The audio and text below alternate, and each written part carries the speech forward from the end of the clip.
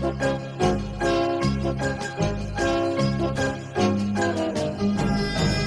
olden days, a glimpse of stocking was looked on as something shocking. Now heaven knows anything goes. Good old days, once we read all now only used for afterwards when hiding clothes. Anything goes. The world has gone back today and goes back today and black's white. Hello, all you theater lovers, both out and proud and on the DL, and welcome back to Broadway Breakdown, a podcast discussing the history and legacy of American theater's most exclusive address, Broadway. This series is called Problematic ? Covering shows you're mad at and their possible redemption. I am your host, Matt Koplik, the least famous and most opinionated of all the Broadway podcast hosts, and with me today is a giant sunt that's a C with a cedilla, to quote the play we're talking about today. You know him, you all hate him. Hasn't been seen in 2 years, and we're so angry he's back. Please welcome John Wascavage. I feel kind of like Rita Repulsa, just like, just climbing out of that hole, which, I mean, climbing out of the hole. Yeah, I've seen you do it before. Hey, but enough about my birthday. Okay, enough about your birthday, enough about the after party for O'Mary at the Eagle. Oh, God, what I wouldn't have, given to be a fly on the wall at that after party. Oh, I'm sure it was insane. Well, I'm sure the fly would have been covered in a lot of bodily fluids. To be a fly on that wall? Absolutely. I mean, you would have been stuck to the wall, honey. Yeah. Honey, boo-boo child. John, thank you so much for coming back to this podcast. It's so nice to be back. It feels a little bit like returning home from war. Yeah. But instead of bullets and enemies, it's just theater. I mean, isn't it in a way? Yeah. Isn't it the same? There's almost as much anal sex as the military. I would say fewer bullets than war, but just as many enemies, if not more. Oh, honey. The psychological warfare that is in the theater scene, my love. The psychological warfare of just everyday life. Not even in the theater scene. What a week it's been, sorry. I know, absolutely. of everything. Of lives, of everyone's lives, of the world. It's all crazy, crazy poo-poo pants. But we're talking about, speaking of psychological warfare, and nothing that's been ever crazy cuckoo pants ever, we are covering a play for what is essentially now going to be our final episode for Problematic ? John, what is it that we are covering today? We are covering The Boys in the Band. The Boys in the Motherfucking Band by Mart Crowley. Now, I always ask people what their history with the show is, if any, and I am going to ask you now, knowing what the answer is, but pretending I don't.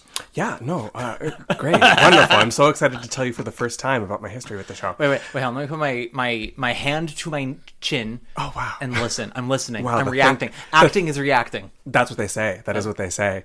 My history with the show is started about 2 weeks ago when you said, "Hey, John, want to come back into an episode of the podcast?" And I was like, "Yeah, of course, I'd love to." And then you were like, "It's about the boys in the band." And I was like, "I know nothing about it. I've never seen it. I missed the last revival. I have taste, so I don't watch things produced by Ryan Murphy." I'm kidding. I'm kidding. But also, I don't have taste. You don't have taste. I have zero taste. No, I actually, this entity, this title, has been on my list for a while to watch. I have always kind of been geared more towards watching the original, which is, after you asked me to come on and do this episode, I did go and watch the original, the 1970. The movie was 1970. Yeah. Yeah. And so I watched, the 1970 movie. I thought about maybe doing a real quick turnaround and then watching the Ryan Murphy just for shits and giggles. But I actually was very satisfied watching that movie, watching the original movie, which we will talk about more at length, I'm sure, reasons why or why not. But yeah, I have a very kind of fresh outlook on this piece, and I'm very glad to be I'm very glad to be dipping my toes into homosexuality for the first time. Just by saying dipping I my know, toes, I know. gave yourself away. I had the same thought. I was like, oh God. Oh no, you can't hide it now, can you? I know. I mean, and unfortunately, because this isn't being video recorded, the gays can't see my feet. So what is the point? What is the truth, Alan? I mean, true. Honestly, so let me say my journey with Boys in the Band. Yes, please. Can I tell you who introduced me to this entity? Who introduced you to this entity? My father. Aww. Yeah, my daddy. Ally. Ally. Peter Koplik, Boo Boo. He was last seen on the podcast a little over a year ago, covering Kimberly Akimbo with me. Aww. Took him to see it and then threw him into the studio a day later, and I said, talk about it on the mic, you bitch. He regrets it now because he was so nervous being on mic, and he listened to it. He goes, I was so reserved. I was like, I know you were. But so Boo Boo tells me about this movie, I want to say when I'm in high school. Okay. Because I'm fully out at this point. And I know we love to hear it. And he has always enjoyed this property. He only knew the movie. And I think my grandparents had seen the off-Broadway production. My dad didn't get a chance to see it. But he did see the movie, and he really loved the movie. He thought it was very clever. He really loved the dialogue. That was the really big thing with him, is the dialogue. And somehow or other we got a hold of a copy, because there was a time when there weren't many DVDs of it out there. And, sure. Yeah. And explain to me as a Gen Zer, what is a DVD? A DVD is a piece of plastic with a hole punched through it. Same. Okay, great. Yeah, exactly. Continue. Fun fact, guys. The hole that John has was punched through him at the Eagle. He didn't have it before. Thanks, O'Mary. Yes, that's how he got his... When they punched his V card, they really punched his V card.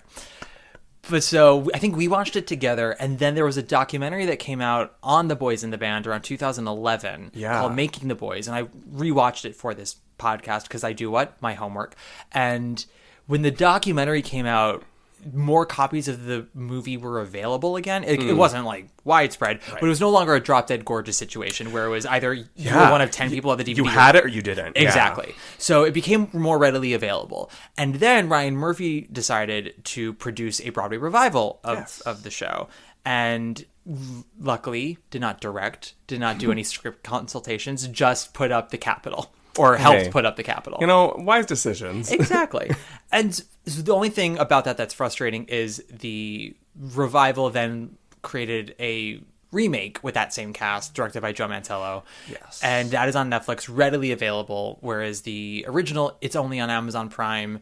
And that, I think, is a more new development. It wasn't always on there. So I would prefer it if the original was the one that was more readily available. Yeah. No, I mean, I had to spend $3.99, which I have. I've submitted an invoice to Broadway Breakdown. I literally was actually going to say, I didn't realize you had to rent it. And I was going to ask you on mic, do you want me to Venmo you? Because I absolutely will. I will. I'll eat the $3.99 for art.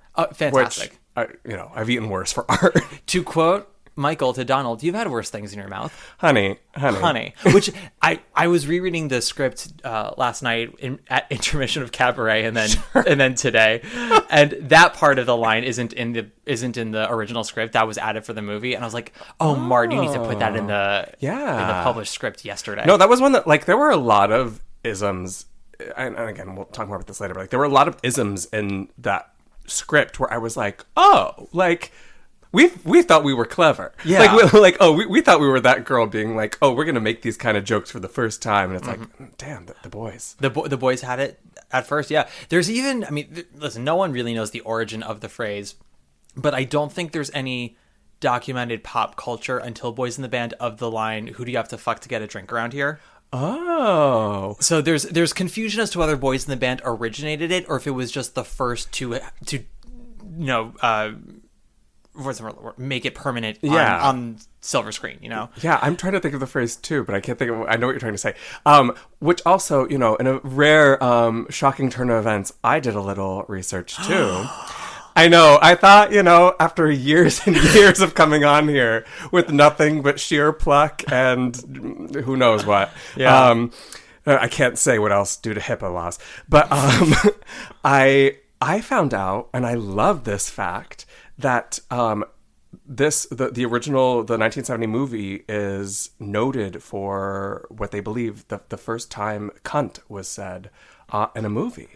That's entirely possible, and it's said a few times. Yeah, no, but they believe that, like, again, it's kind of the same thing as you were saying. Like, they're not exactly sure because maybe who knows? Yeah, it's a large genre. Exactly. The film is a very large medium. Yes, and it's hard to pinpoint because there are also movies that came out that are lost to us that we can't find. Yeah. So we'll see. And theater, I don't know if it was the first. I don't think so. No, I mean, Sound of Music, Maria, what is it, you cunt face? Like, that's obviously the first time. 1,000%. I mean, it's also, I will say, it's not the first time fag has been said on stage or on film, because Valley of the Dolls have been out for like 3 years at that point. And you better believe that book and that movie says fag every 4 seconds. I saw that movie for the first time last fall, and, you were the first person that I watched Whatever Happened to Baby Jane with. Yeah. Right? You and Prescott, Sutton Lee Seymour. And that was one that, like, had been on the bucket list for years, and Valley of the Dolls was, and God, what a gay romp that is. It sure is. You should read the book. I would love the book. I know I would. Yeah. I literally have it right behind me. The thing about the book is it's 400 pages. It reads like it's 2 because it's not well written. It's terribly written, but it is so engaging. It's a 400-page Us Weekly. Love it. It's and far sexier and crazier and whatever. But, like, again, things like I wouldn't take that rumor to heart. You know how bitchy fags can be. Just things like that. God, I mean, so how true. Exactly. But that's sort of, so, okay. I finally got to see Boys in the Band on stage because it would only been done in New York in our lifetime once since the original, and I want to say the late 90s. Yes, it was late 90s. It was because it was pre-Matthew Shepard. Oh. Exactly. And it was not terribly well received, the revival, because and we'll talk about this. It was an off-Broadway revival? Yeah, okay. It was at, I think, the WPA Theater, then transferred to the Lortel. Oh. And the idea, like, Ben Brantley opened his review for it saying, it's apparently okay to like the Boys in the Band again. Because by that point, it had had a very tumultuous journey, which is part of the reason why we're going to talk about it on this podcast for problematic ? And that sort of revival kind of happened and then went away. And then Mark Crowley did write a sequel to it. I think it's called Here's to the Boys or something like that. Yeah, I believe so. Not terribly well received. There is also a porno called The Boys in the Sand. Seriously? I told you I did research. I did some research. She did the Those research. are maybe the only 2 things I did research on is the porno and... Did they say cunt first? I mean, those are really the headlines, aren't they? Yeah. That's the stuff that Mark Crowley wants to know. Yes. So I did see the revival. I went with my dad and my grandma. Uh-huh. My dad was very excited because he finally got to see it on the stage. And the first thing he said when we sat down at the Booth Theater that night was, not a lot of women here. Drag them. He said these bitchy fags. He said nothing but fags. He goes, oh, and I thought women were allies and yet they're not here to support. And I said, women can't afford. It's true. We beat them to the punch so hard on that one. Which is fine because they've beaten us to the punch in so many other queer things. Women got to Heartstopper before any of us did. God, they did. They really did. Honestly, it's for the girls, for the gals. It's true. Heartstopper's for the gals. I mean, and I love Heartstopper. I'm a gal. I love Heartstopper too. I have the books behind me, but also those are the girls that have sold out Romeo and Juliet because Kit is in it. Oh, yeah. I do not. You cannot convince me that the gays are the ones that are giving that show like an $8 million advance right now. No, they're waiting to find out if he, like, shows butt or something. Exactly. Because that hasn't started yet. No. That starts, I think, in October. We'll see. That's one of those things where I'll talk about that when I do an episode about sort of the upcoming season. But I'm wary just because with Sam Gold, you never know which one you're going to get. Like, is it a Glass Menagerie or is it an Enemy of the People? You don't know. And I love Kit. I am fond of Rachel. Yeah, no, I am as well. I think she's fantastic. I mean, she was beautiful in the West Side Story movie. It's just, I'm one of those things where I'm like, I am not convinced. But that has nothing to do with Boys in the Band. Yeah. But so I did see that revival and really enjoyed it. My issue with that revival was it was not as acerbic as the movie was. There was a bite to that original company and also like and a real sense of humor about that original company that the revival didn't totally land. It was a bit not precious, but it was a bit like self-important. Exactly. Yeah. Which is I could hard, see that, and it's hard to escape that when you have Zachary Quinto in your cast. Well, that's what I was going to ask. I couldn't remember. I remember that some of the people from the Broadway productions did the movie, but it wasn't a complete like transfer, was it? It was a complete transfer. It was okay because that was Zachary was Michael? Zachary Quinto, he should have been Michael. No, honestly. because Jim Parsons was Michael. Yes, and Zachary Quinto was Harold. That Yes. makes sense. And Matt Bomer was Donald. Andrew Reynolds was Larry, and Tuck Watkins was Hank. That's actually where they met and are now a couple. Robin De Jesus was Emery. Yes. And Michael Washington was his name, was Bernard. And then, why am I blanking on his name? We follow each other on Instagram. But Alan was played by... What else has he done? The actor playing Alan. He was in Downstate, actually. He replaced the other actor in Downstate playing Sally Murphy's husband. God, why am I blanking on his name? But that whole company, they went on to do the Netflix movie, as did the original cast as well. Yes, yeah, I did notice that. I love that little bit of synergy. Brian Hutchinson, that's his name. And the other major thing they did in the marketing for the revival was that this was an all queer company. Everyone was gay and everyone was out, whereas the original, half the cast was gay and none of them were out. Right. The original cast the people who were queer in the original cast were Michael, played by he was the original boy in the Fantastics. That was like his big claim to fame. Yes, I did see that as well. Kenneth Nelson. Yes. The original Donald, played by Frederick Combs, was also gay. Yes. Larry, by Keith Prentice, was gay. And then Harold, played by Leonard Frey, was gay. And then the cowboy, played by Robert Latorno. Unclear if he was gay or straight, but he was a hustler in real life. Yeah. And did hustle for a male clientele. And all of those men also died from AIDS. I know, that was the other. I wasn't sure to bring this up right off the bat that I found this in my research, but like what a tragedy. Like literally, I was going through every actor and reading about them, and there is one actor who was straight, the one who played so there were three, I think. One, yeah. Three. So the original Alan, Peter White, and we'll talk more about these characters and their roles in the story of this play in a second.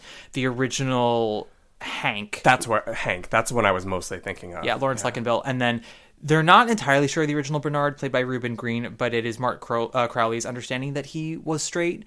But he was very private and did not really divulge much about his life to anyone else. And then, in fact, after the movie came out, he kind of disappeared. He's supposedly still alive, but just has had no contact with anyone from the company. They all tried to reach him over the years, and he just never wanted to be found. But that is the understanding. The director, Robert Moore, also was gay and also died of AIDS. Yeah. I mean, that's like a whole other play in and of itself. I mean, like, talk about what a pivotal piece of art for gay men and the homosexuals and the fate that...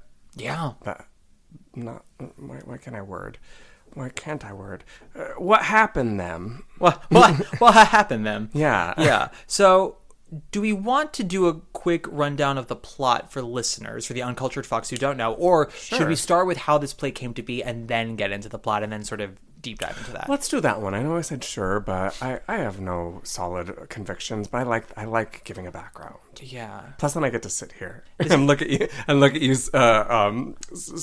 spur off facts. Sperm off facts. Sperm off. Yeah, I sperm off all my facts. That's it. Yeah, fact you. Spurt. Yeah, you're spurting. Spurt, Matt. Spurt, I say. Are you calling me a spurter? John, you can't air my dirty laundry out like this, calling me a spurter. Sorry about it. Jesus. Yeah, no, it was, So, the play is written by Mark Crowley, who got his start as a gopher on film sets. He wanted to be... I think he first wanted to be an actor, then decided he was going to be a writer. But he eventually moved out to LA, and he was Elia Kazan's assistant on Splendor in the Grass, where he met Natalie Wood. Yes. Became very close with her, became her assistant after that movie on West Side Story and for a few more years. And through her, he met a lot of people, met agents, got represented. He wrote a film that was specifically for Natalie Wood where she was going to play twins and one of them was a lesbian. And the studio bought it and then they decided not to make it because they're like, we can't have Natalie Wood play a lesbian. So he was somebody who was more known for being known in those circles. He wasn't famous, but everyone there knew who he was rather than achieving anything.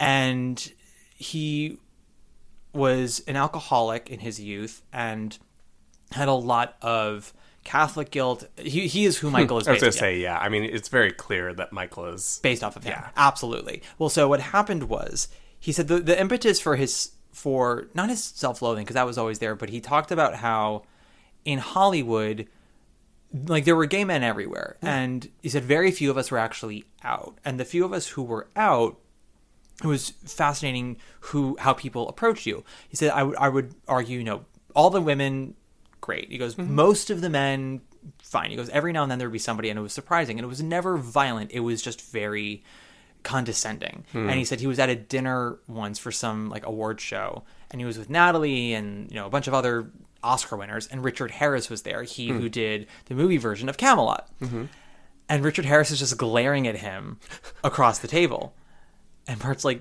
have I offended you? Like, why are you being so nasty to me? Richard Harris goes, you're not a serious person. Yeah. I love that. I would love that if that's how people ask me if I was gay. Are you a serious person? Are you a serious person? person? No, I'm quite silly. Yes, well, quite silly. Well, see, I would say to them, I'm very silly. I'm also a faggot. Like, Yeah. Well, like, yeah. What do you want to know, Richard? Because the truth is, I am silly. Listen to me say the word serious. Serious. Seriously? Have you seen that clip with Martin Short as Jiminy Glick talking to Bill Hader? I've watched the whole interview because, I mean, two of my favorite people in the world. So when he goes, why is there an S in the word lisp? That seems cruel. Seems cruel.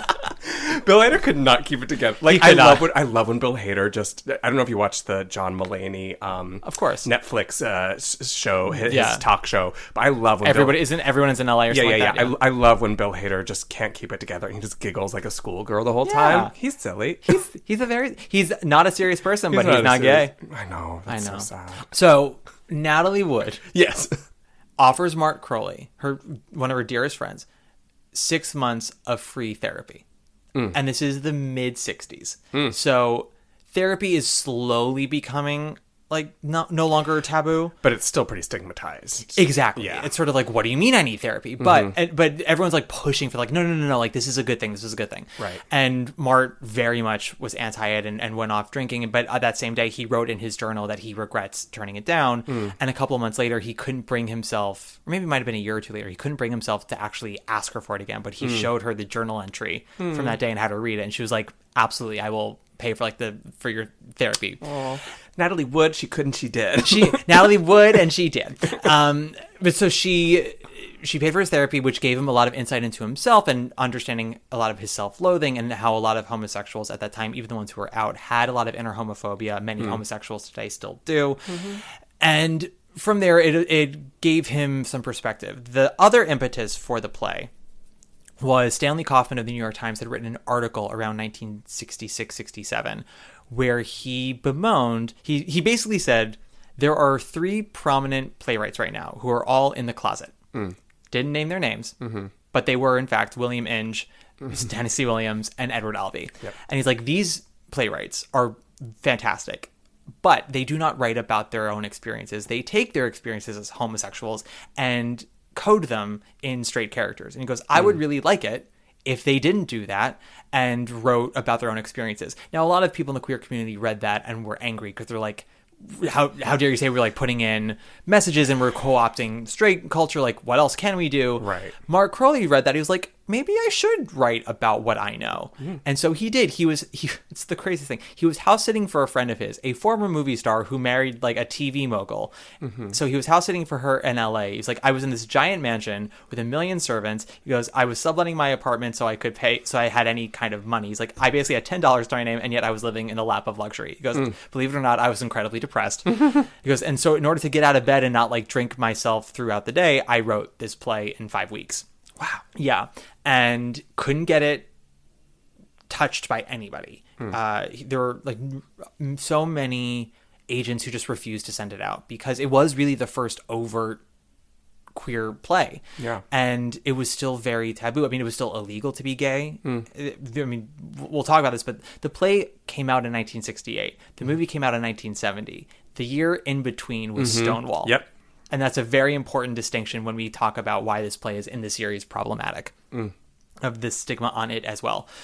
And ultimately what happened was he got an agent who refused to send it out, but he did say like, hey, could you reach out to this one producer? It was the guy who produced Who's Afraid of Virginia Woolf. I'm going to look up his name. I think he also was a homosexual. Well, yeah, that would make a lot of sense.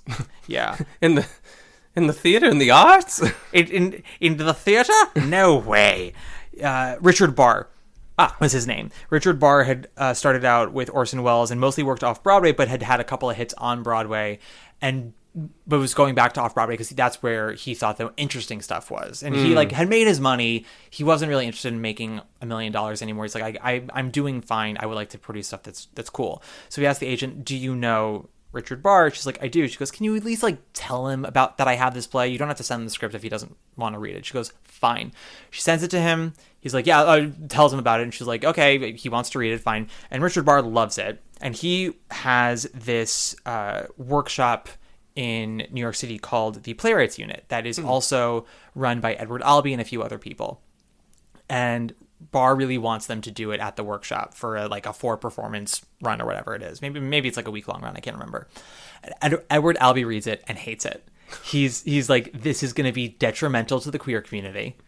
And you were just reading the chapter in the season about that, right? Yes. About what Edward Albee had written around that same time. Yes. What was the name of that play? Do you remember? It was Something in the garden. Something in the garden. Or we're all in the garden, or it's all in the garden. That's Maybe. what it was. I have the book here. I could also open and find it. No, that's too simple. They're all vamp while you're doing it. Okay, this is Hello. Wow. Everything in the Garden. I was so close. You were so close. Look at me. I know things You today. really do. Almost. So that premiered, or it was supposed to premiere November of 1967. Remind me, in the book, did it get to Broadway, Everything in the Garden? This, I don't remember. Okay. I can only retain so much information. But I believe it's actually, I can't I should have read it right before we recorded, but I was reading the end of the chapter because in William Goldman's The Season, he has a section called homosexuals or homosexuality? Just I think homosexuals, yeah. Yeah. And not also a chapter called Women with Children. Homosexuals, women with children. But it's about homosexuals being very prominent in the theater. And I don't know if he actually outs Edward Albee, but he doesn't. He does not. But he very much pinpoints those exact 3, and it's kind of like they're all bad. Like, he is not outing any of them, but he's literally reading them to felt. He's like, they're all bachelors. They all write about straight things, but I'm not buying it. He's like, I don't buy that they actually know about straight life. Yeah. And in fact, I would argue all of Tennessee Williams's plays are an indictment of heteronormativity. Yeah. And I mean, some far more successful than others, but it's why I never understood how people can look at Streetcar Named Desire and go, oh my God, that play is so romantic. I'm like, that play can be hot for sure, but it's telling you how you as straight people are fucking messes. Right. And completely. need to get your shit together. And how Cat on the Hot Tin Roof is like, so marriage is a sham. Yeah. And babies, and anyone who has a baby is trying to fix something in their marriage, and you're never going to fix it. Yeah, no, the straights do not come out very, very unscathed in the Williams plays. They sure don't. But they tend to hire very pretty people to do it, so no one really...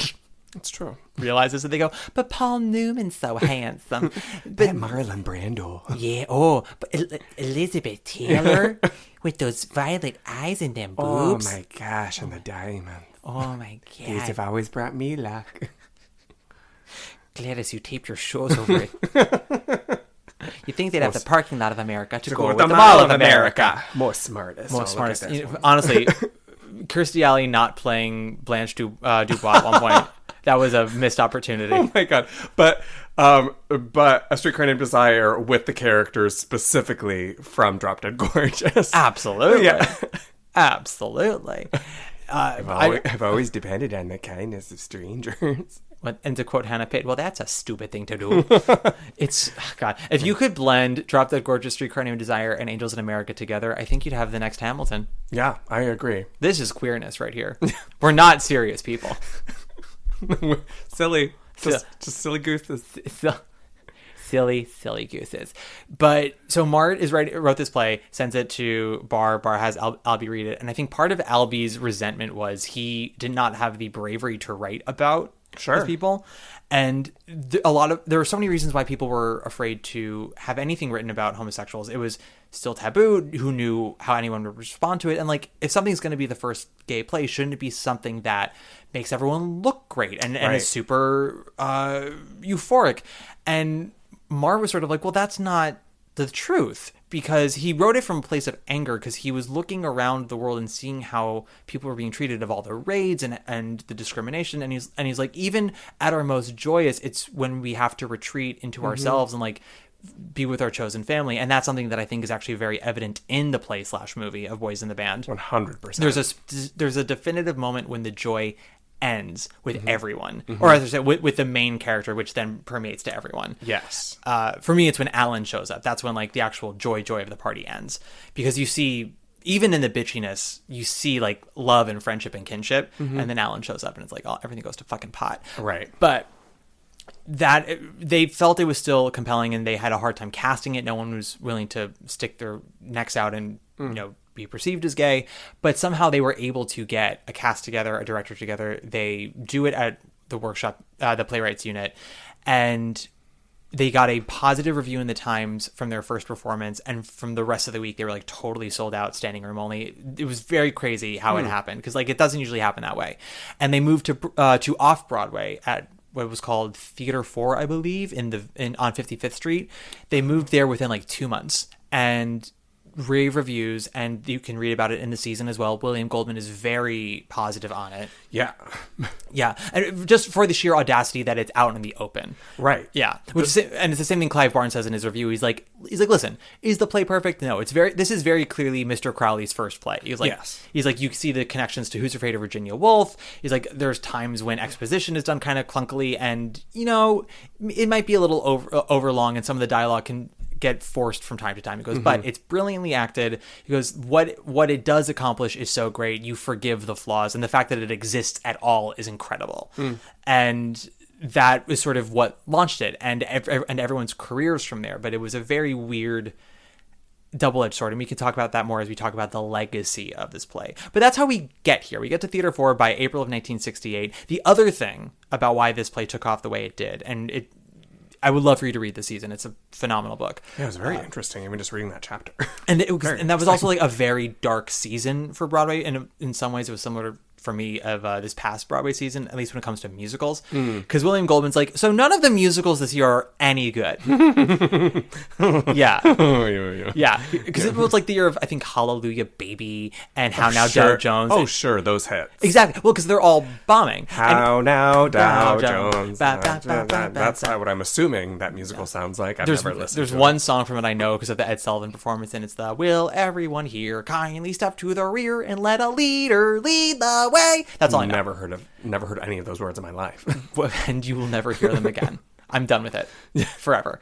But he talks about how like the season's kind of blowing, the musicals suck, we have a couple of good American plays, but nobody's seeing them. The British imports are the only things that people are seeing because they want to seem evolved. He goes, the only playwright right now who's selling is Neil Simon, who's really good, but like is a little too for the masses for my taste. Yeah, sitcom. Yeah, exactly. And Plaza Suite had just come out, and Goldman's like, the fascinating thing is like the first act of Plaza Suite is, in my opinion, the most ambitious Simon has been as a playwright to date, and that's the act that no one likes, because it's when he gets like super comical for the next two that everyone's like, yay, this is what we came for. And so he's like, I really, really hope that Simon leans into the first act for the rest of his career. And what's fascinating is he did, because the Brighton Beach Memoirs, Lost in Yonkers, like that's a more comedic, dramatic blend.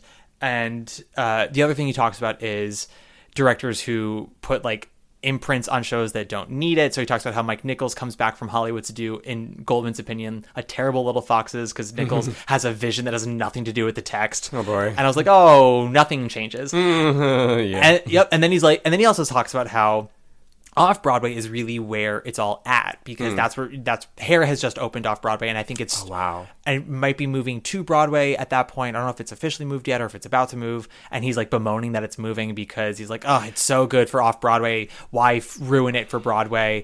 And he talks about Boys in the Band as well. He goes, this is, for my money, the most interesting play of the season, and it's off Broadway. It's like, and it's a big hit.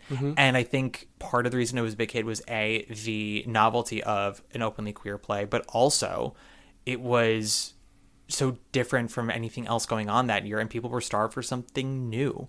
Which, when something truly new and compelling comes along, no matter its bumps, right, we'll go to look at Stereophonic. Literally what I was thinking. Absolutely. Literally what I was thinking. Yeah. And or I don't know.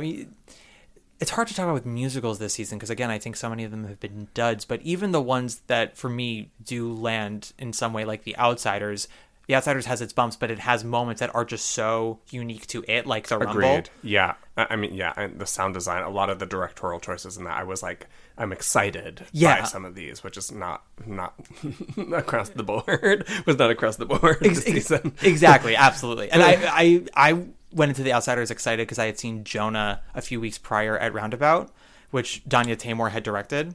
Wait, what one was Jonah Jackson? That was at the Laura Pels. I didn't see Jonah. Yeah. It was quite good. And I heard it was good. Yeah, and Danya did a really amazing job, and that was my introduction to her. So I went into The Outsiders being like, oh, I'm interested to see what she do. Yeah. And I thought she did beautiful work. Me too, yeah.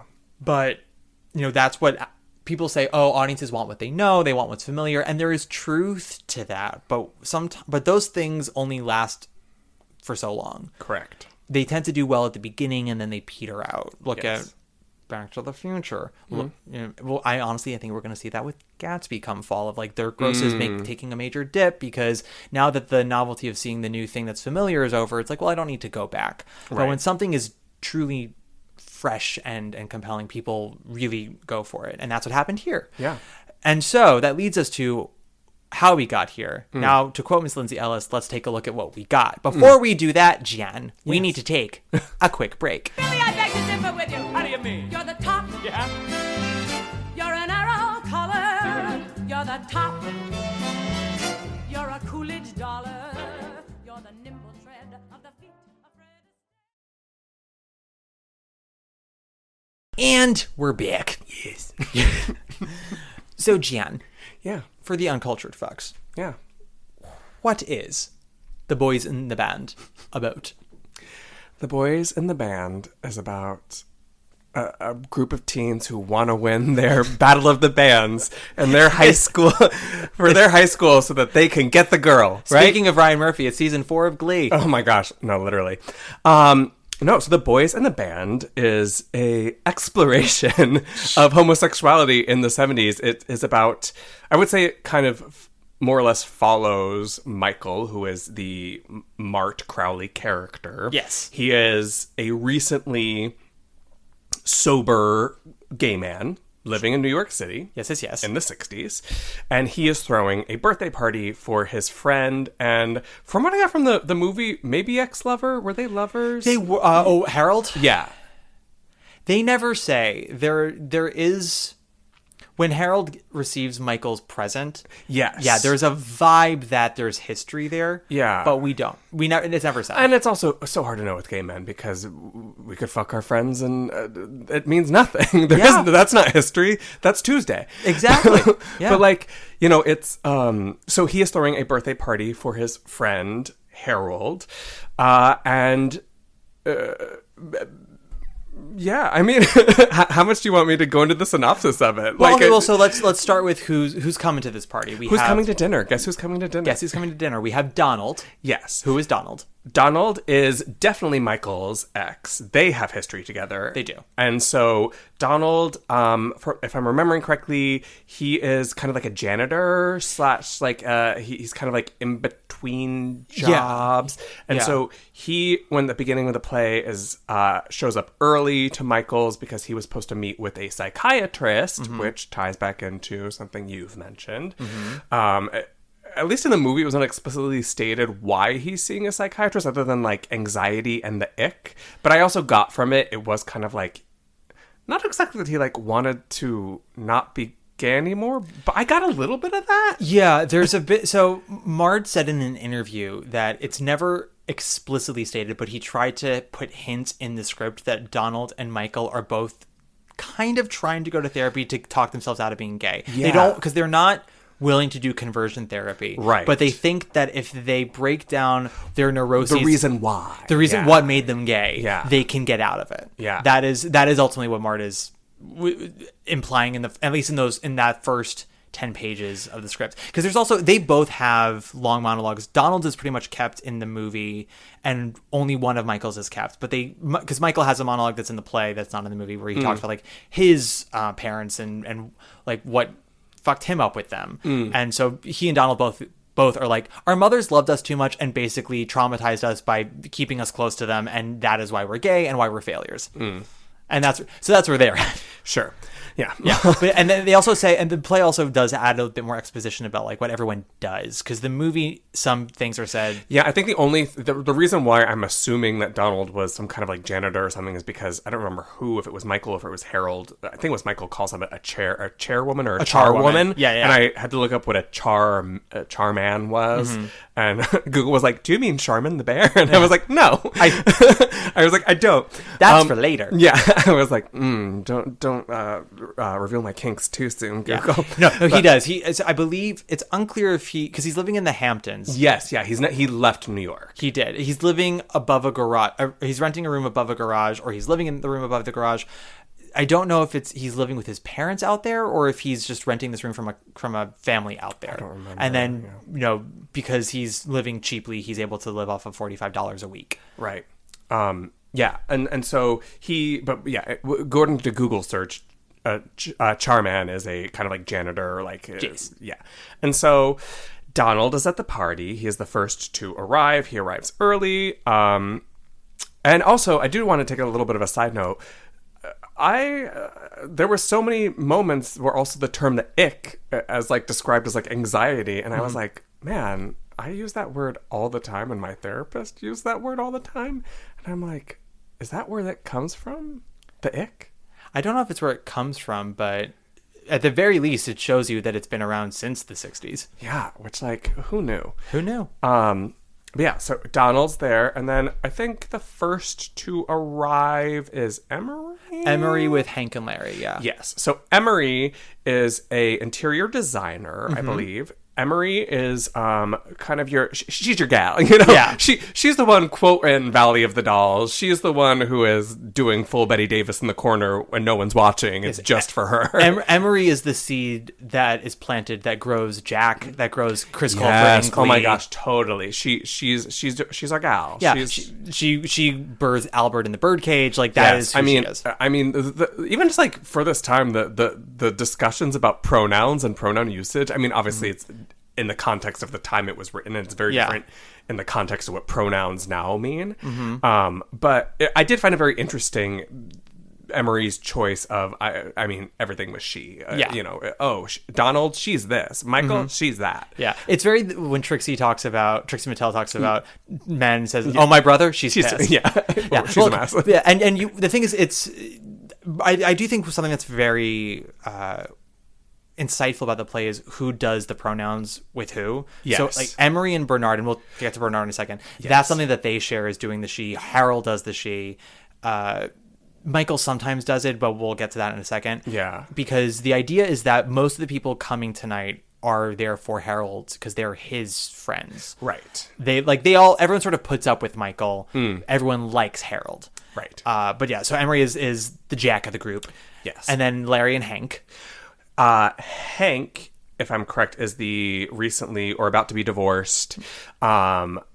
He is, I believe, at least something that I read, I don't know if it's explicitly stated in the play because it wasn't in the movie, but he is described as being bisexual. I don't know if at this time that was how they described him, or again, that's kind of like the lens that we are now viewing him through because we don't believe in bi erasure anymore. Yes. But, he had been married, he has 2 kids, but he is now separated, at least for the last 2 years, from his wife, and he is living with Larry, his lover.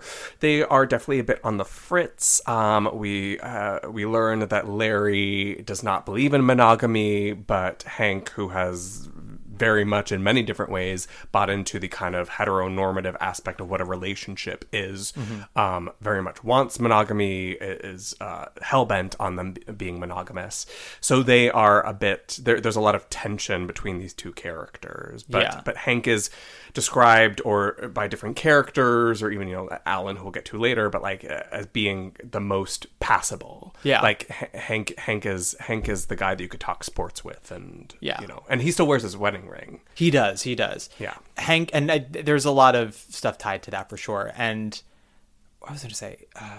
The way that Michael describes Hank is that Hank goes both ways, but has a preference for one. Yes, they do say that. Yes, they do say that in the movie too. Yes, I remember that now. And and listen, a lot of characters in this play have expressed their history with women as well. Some of it confusion, some of it, maybe being more sexually fluid than they realize, and some of it being just trying to pass for as long as they could. Michael has been with women in the past, but that's because he just desperately wanted to be straight. Right. And Hank has, I think Donald even has, it's unclear. But yeah, anyway, so that's Hank, Larry, Emery, Donald, and Michael. Well, we've said it's Harold's birthday, but we haven't really discussed who Harold is yet. We'll get to him. Yeah. Next is Bernard. Yes. Bernard. Bernard is, I believe, if I'm remembering, in the play, he's a librarian. But in the movie, he was like he works in a bookstore. Yeah, in the play, he's a librarian. In the movie, he works at Doubleday, which is a bookstore. And you want to know why I know that? Yeah, I don't Get know. ready for some silliness. Yeah. There's a wonderful film from around 2004 starring Renée Zellweger, my Riri, and Ewan McGregor called Down with Love. Yes. Down with Love. And Riri writes a book called Down with Love. And Sarah Paulson is her publisher, or her editor, I should say. And the first act of the movie is just getting anyone to take Riri seriously about this book. Which I can't take Riri seriously, as you call her Riri. I call her Riri all the time. Riri Zelzel. Riri Zelzel. She was recently dragged on the Blank Check podcast when David Sims was just like, well, it's like I have problems with certain things. Like when Renée Zellweger is bad at singing in Chicago and everyone goes, well, she's supposed to be the character is not a good singer. I'm like, I don't buy that. I'm like, I'm sorry, David. Listen to Gwen Verdon, then Anne Ranking, and then tell me that Renée Zellweger is the worst singer of the three of them. Yeah, I'm like, kindly sit on a fucking cactus. Yeah, no, I don't think that's legit at all. No, she's quite good. She'll never. Yeah, I always thought that. Yeah, no, she'll never do Evita. No, but also it's like Roxy is not Evita. She isn't. But it's also me being like, I don't know. I can't explain poli-sci to you. Does that make me an idiot? I am an idiot, but not because I don't know poli-sci. Well, you know, poli-sci. She does a show at Hardware Bar on Tuesday nights, 11 o'clock. The poli-sci show.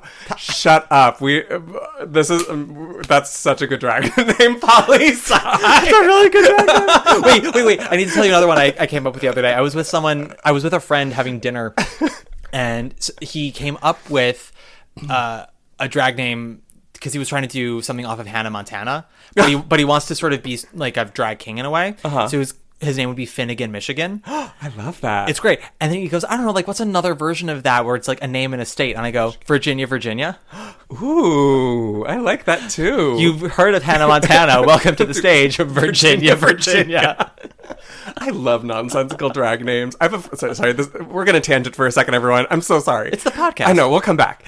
One of my really good friends, he was reading to me through his list recently of the new drag names that he came up with. And my favorite, I lost my shit over it, was a drag queen named Too Busy.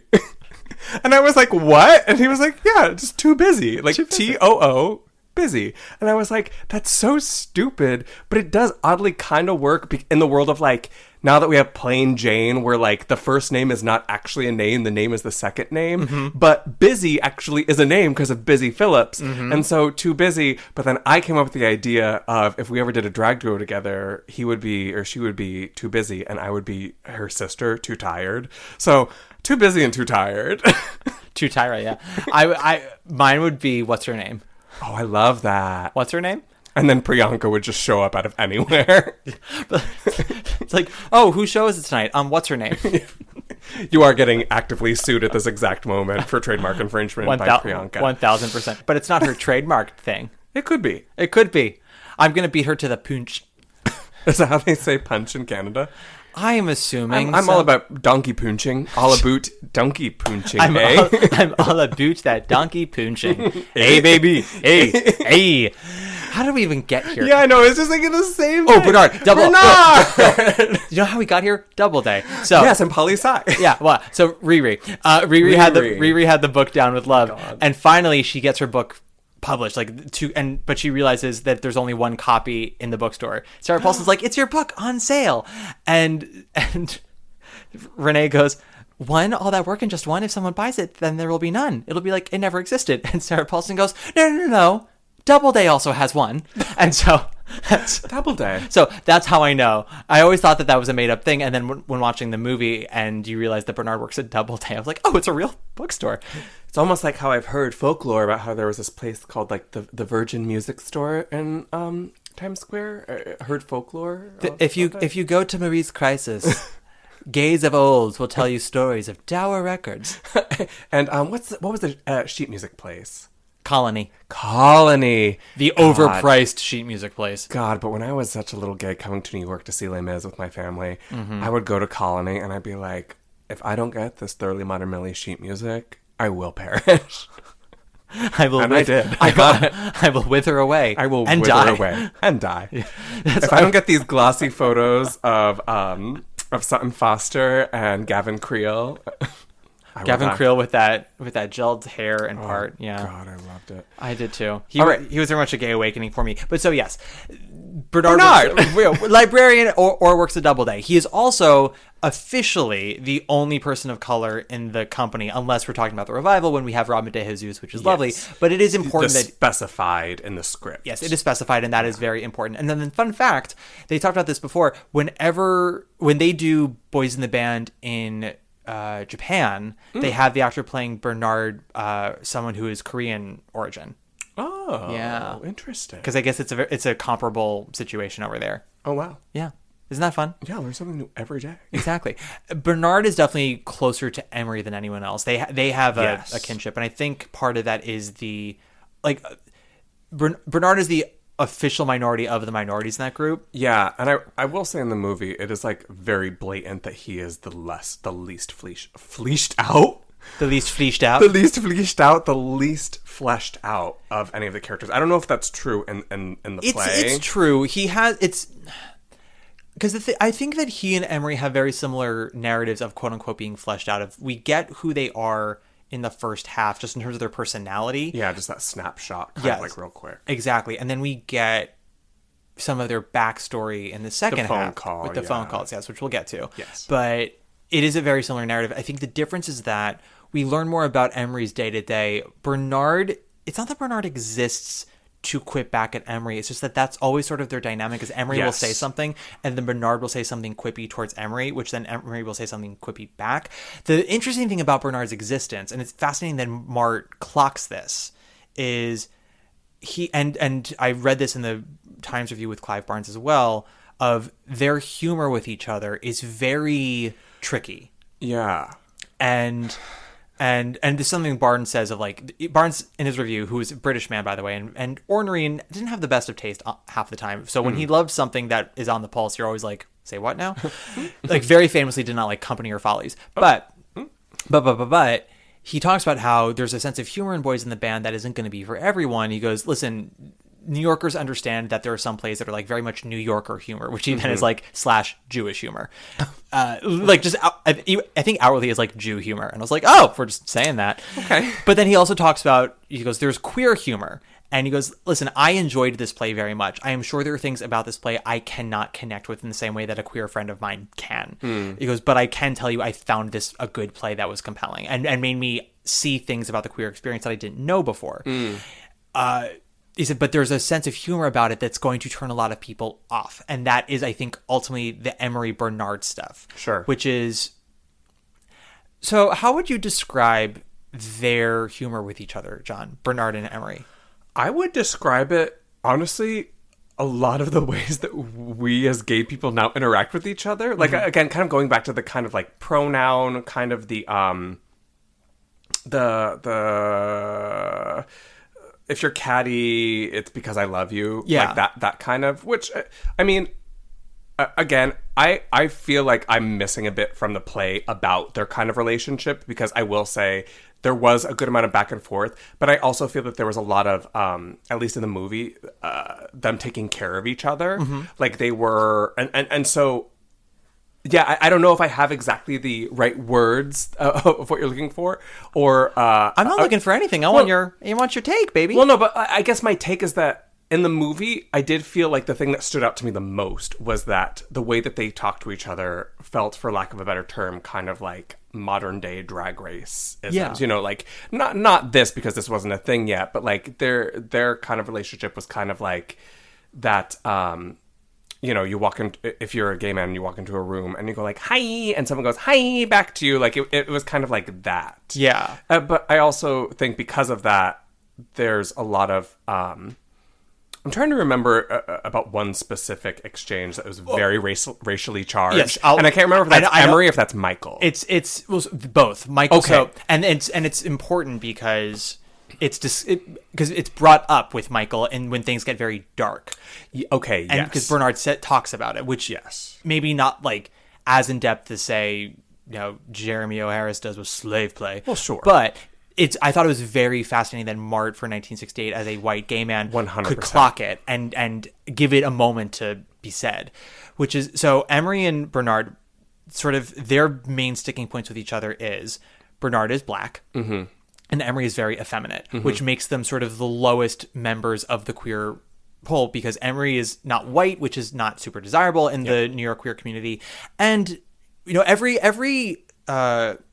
minority, every repressed demographic has their own caste system that they sort of just self-impose in the same way that prisons do, where it's like, yes, I may be in prison with you, but like I'm of a higher ranking. Right. So masculinity is often really prioritized, looks or money or being passable, passing for straight. Exactly. Yeah.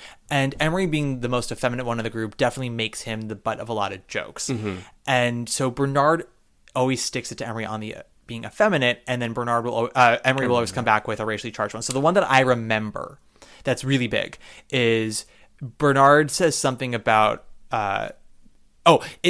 it's Hank saying something and then Emery being like, oh, I wouldn't live with you anyway because he's like, Larry, how could you live with Hank? He's such a brute. And then Bernard says, Emery, you would move in with Hank in a minute if he asked you in 58 seconds. And he goes, everyone knows that you're sensitive. To which Emery says, why don't you have a piece of watermelon and hush up? I do remember that line.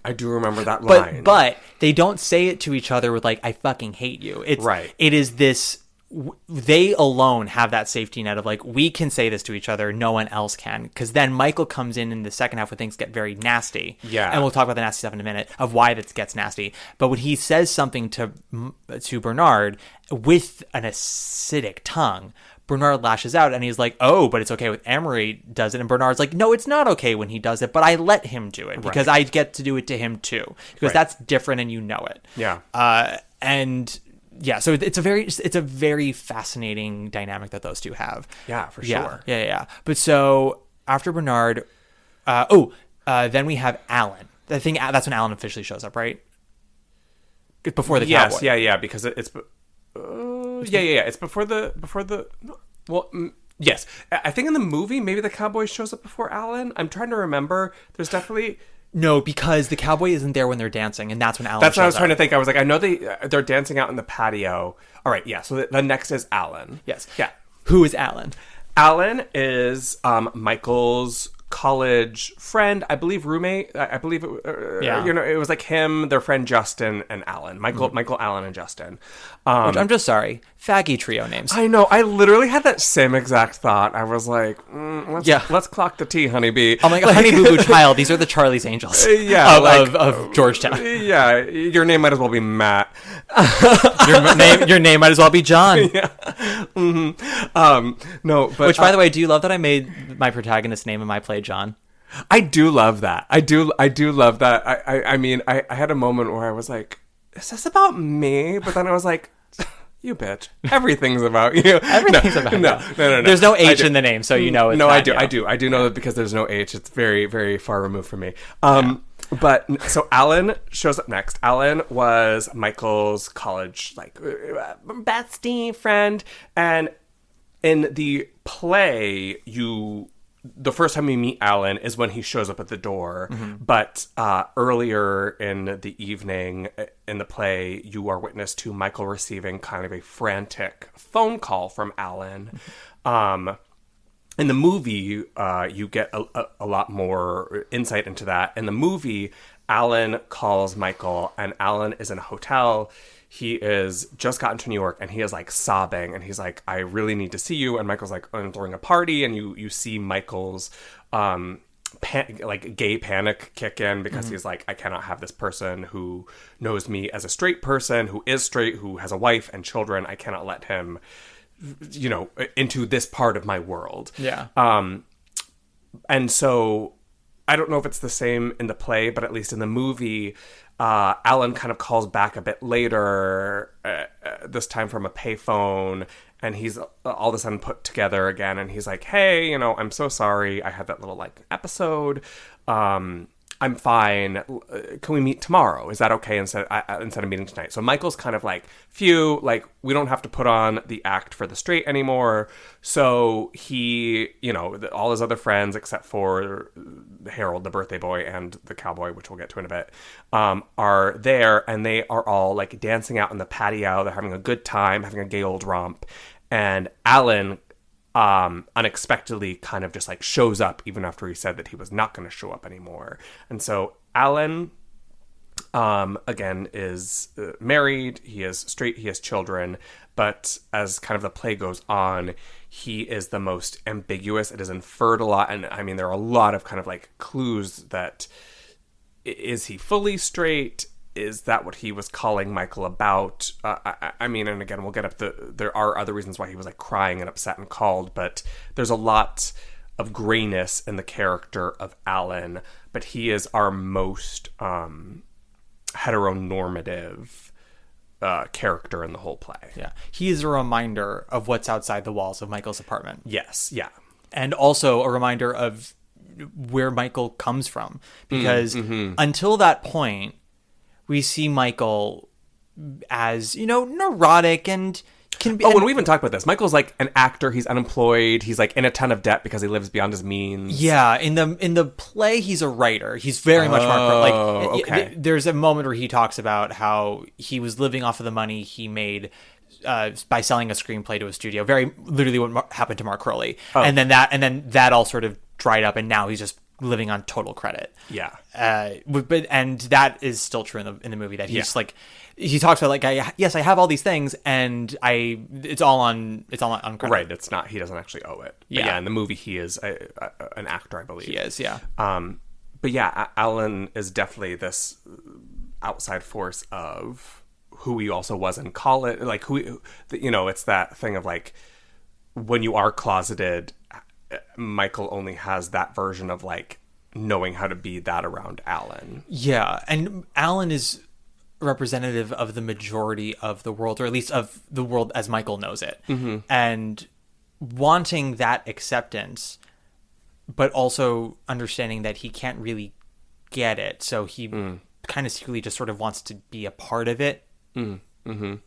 But I can't go into it too much because Harold says it much better than I can. Yeah. And so I just we'll get to it. And I might just read it verbatim because it's just too good. And too fucking, yeah. So then after Alan shows up, and Alan is being very tense his entire time there. He gravitates towards Hank because Hank passes. Yes. Yeah.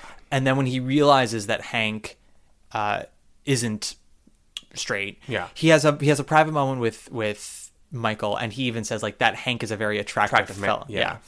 And he's just he's kind of going all twisting his words up, and he keeps saying, I'll leave soon, I'm gonna leave, and then he keeps not leaving. Right. Yeah. And then the cowboy shows up. Yeah. And who is the cowboy?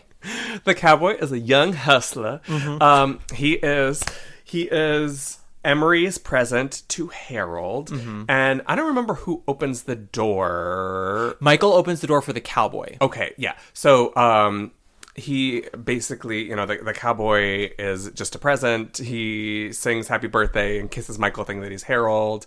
I'm assuming there's kind of the same thing where he has a tag on, because I loved that. Yeah, he's got a card. Yeah, literally. I mean, he is the cowboy is treated as a present. He has a la as if he were a doll, a large card tag tied to his wrist for Harold for his birthday. Yeah, and I love. He's not the brightest, the cowboy. No, and this is something that I actually really. Was disappointed with the casting for the revival. It was Charlie Carver in the revival. Oh, yeah. Who is a very handsome man. And he is the gay twin? of the two? I think so, yeah. Yeah. Because, well, I mean, he has to be, because that whole revival cast, they were like, we're all Oh, gay. right. Dedoy. Yeah, But yeah, so, yeah. Charlie Carver does not necessarily present as a stud. He presents more as like a very beautiful young man, like a boyish young man. And what I love about Robert LeTourneau in the original is he is very much like a studly, dummy, like corn-fed Midwestern type. Yeah, you could literally see him hoeing the fields. Yes, exactly, which probably makes him a very popular hustler, because you can have that fantasy of my football jock from high school. Exactly, 100%. 100%. Which also makes the jabs at him, first of all, the way Robert LeTourneau was told by Robert Moore, the director, he's like, all the jabs that come your way, they just fall off of you. It's not because you don't pay them the mind, it's because you're too dumb to realize that they're insults. Yeah. So you just keep going. He goes, and that is sort of the beauty of you, and why everyone sort of gives up in the end. I was gonna say, and it's so successful. Like it's actually really charming. I mean, yeah. And I think, but also I think because of his physical stature, it helps. Whereas Charlie he's not short, but he's not a tall, burly boy. And so when they insult Charlie, you're like, stop hurting this little twink. Leave that twink alone. Leave the twink alone. That's my Dear God, you're killing him. He's already dead. You keep punching more holes in him. Who do you think that is? John Wascavage? Twink death. Twink death. Truly. Not even 30. Yeah. But so yes, he shows up, and the card that says, Dear Harold, bang bang, you're alive, but roll over and play dead. Yeah. And it's very funny. That is very, very funny. Yeah. I didn't get the joke. Well, how could you? Yeah. How could you get the joke? But then also the other thing is, sorry, with him, with the hustler in the original, you do get the idea of like, yeah, no, he's young, but he's like a burly enough top that he'll totally plow weirdo Leonard Frey. And then in the revival, it's like, there's no way Zachary Quinto is bending over for Charlie Carver. No, he's like most a Chihuahua and a Great Dane. No, exactly. He's going to sodomize Charlie Carver tonight, and again, it makes it like a little less fun. It makes it a little more like not perverted, but just like a little more ick, more ick there. Yeah, but maybe it's also my Zachary Quinto vibe. I get that. We all know publicly he's not a nice person. There have been so many articles about how he acts at brunch. So just something about his Harold became less of a self-aware oddity and more of an indulgent dick, which I think made his pairing off with the hustler at the end less, not charming, but like, I don't know, we'll get into it. And you kind of need Michael to be the biggest dick. Like it's why Quinto should have been Michael. Yeah. Although I guess his Judaism makes him not a Michael type. Sure. Yeah, but it's not Parsons either. Yeah. I don't know. We need to. I've only enjoyed Parsons in An Act of God. I liked him in that. I liked him in Harvey too. Oh, I didn't see Harvey. Harvey, but that's because it was just kind of like just charming. Yeah, like I saw him in Act of God where he was literally playing God in the form of Jim Parsons. Right. I saw Normal Heart, Boys in the Band, Man of No Importance, and Mother Play. And honestly, it was really just Act of God that I enjoyed him in. I'm after Man of No Importance and Mother Play, I kind of sat there. I was like, can we stop making Jim Parsons on stage happen? I enjoy him. He's talented, but like, I just don't think this is his medium. Yeah, no, and I think that's very, very fair. I mean, what a bazinga to his millions and millions of dollars, to his ego. Yeah, yeah, to his Emmys and and that Tony nomination he got for Mother Play. Right. I digress. So I was supposed to see Mother Play, but I got COVID. Well, you got lucky is what you got, honey, boo-boo child. Yes. Mama, sit down. Mama, Carl's sick. Mama, it's bad. Mama, it's AIDS. That was Mama, it's me. Mama, a rainbow. Mama, it's AIDS.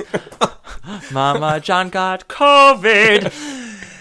But Alan breaks out. There's a fight breaks out right before Harold shows up, which is actually another one of my favorite lines from Emery. I don't know if you remember this one, because Alan says to Michael privately, "I don't like Emery. Yes, he's too effeminate for me." And Michael, to his credit, for a minute, he's like, "He's actually pretty funny." Yeah, if you get to know him, and he's like, and he goes, "Well, he's effeminate." And Michael's like, "Yeah, he is." Yeah, just says it. And then when Alan is about to leave, Emery basically Michael has told everyone they have to behave when Alan shows up. Right. And Emery is the one who does not want to behave. I mean, like, literally in one ear out the other. And, like, I don't want to do that. Which I get. Because, like, totally. The whole point of, the pain of coming out and telling everyone and the humiliation from certain parts of your life, it's like, I did all that so I wouldn't have to act a certain way. And I will say that, like, at least from what we'll get to later in Act 2 with the phone call, Emery is the one who has been out and accepting of his homosexuality for the longest. Like, he was a youngin', and he was like, I mean, he even says, I knew that I was gay when I was, or I knew that I was different, or When I was 4. when I was 4. Yeah. But also, like, very adamantly has that crush on,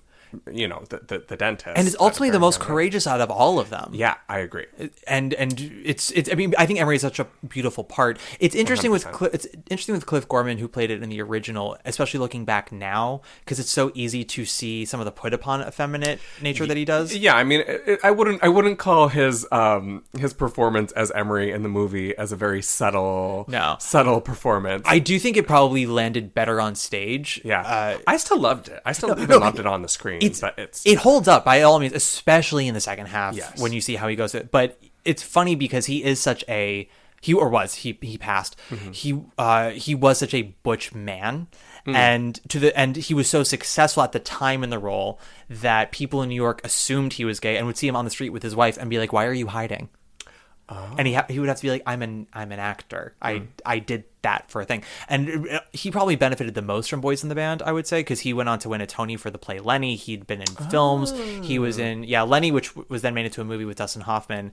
And it's sort of sorry we didn't use you for the movie version. Bob Fosse put Cliff Gorman in All That Jazz when Roy Scheider is editing his character's version of Lenny. I think it's called the Stand-Up or something, and Cliff Gorman plays that part in the film.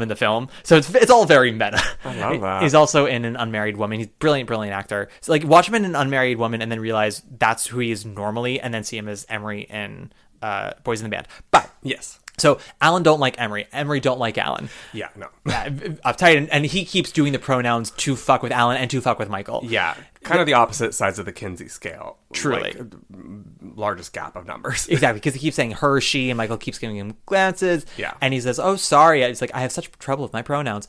And then at some point he says something to Alan, and Alan says something like, how many S's are there in pronouns? Talking about his lisp. And Emery says like, oh, kiss my ass. That's like 4 more S's for you. And he goes, well, then why don't you blow me? To which Emery says, what's the matter? Your wife got lockjaw?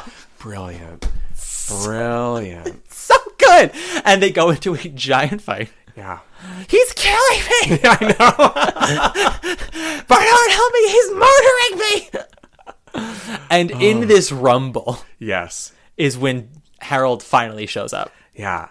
And I gotta say, my first introduction to who's Harold? Leonard Frey. Leonard Frey in the movie was, I was like, after his like first like 2 lines, I was like, I do not like what he's doing. By his like 3rd line, I was like, I love what he's doing. Like, it was such a drastic turnaround. I think because of literally what those first 3 lines are. Yeah. And we'll get into those first 3 lines, but first, Jan, we should take another break. Billy, I beg to differ with you. How do you mean? You're the top. Yeah. You're an arrow collar. You're the top. You're a Coolidge dollar. You're the nimble tread of the feet of Fred. And we back. I really do hope Squatty Potty is a sponsor for this one. Not only because I'll have made it, but it's just so right for this episode. You will have made it. Squatty Potty helps with that. Yeah.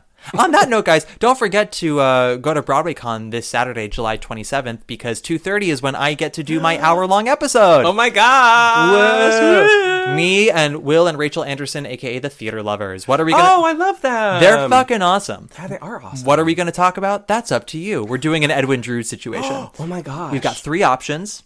Carousel, which they came up with. Merrily We Roll Along in Little Shop of Horrors, and people will vote which one they want. I love that. Yep, and we won't be doing tallying because that's too much math for me. But they will get to put their votes on a piece of paper, put it in our bowl, which we have named Sally Bowl.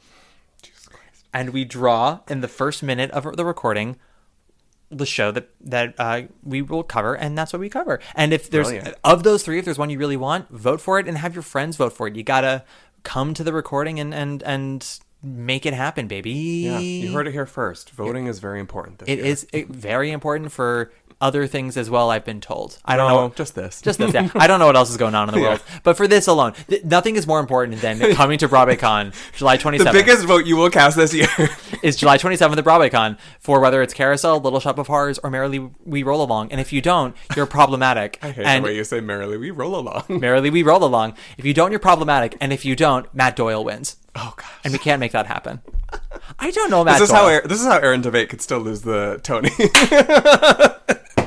I really should have said Aaron. Poor Matt. I don't know why I said Matt. He was just like the first name that came into my head. No worries. Generic white boy. Jesus. Titty fucking Christ. So Harold shows up. Harold shows up. Harold shows up, says his first 3 lines. Yes. So he reads the card. Because Emery's like, that's Harold, go. Yeah. And the cowboy sings the happy birthday and kisses him. Harold reads the card and goes into the biggest cackle this side of Bette Midler and Hocus Pocus. I mean, God, the cackle. I remember, like, literally, I think my head flew back when he cackled because I was like, oh! He's also, like, a sight. He's got a tight Jufro. He's got curliest. I mean, sorry, this is another tangent. My mom did hair for years, and she still styles my Uncle Jimmy.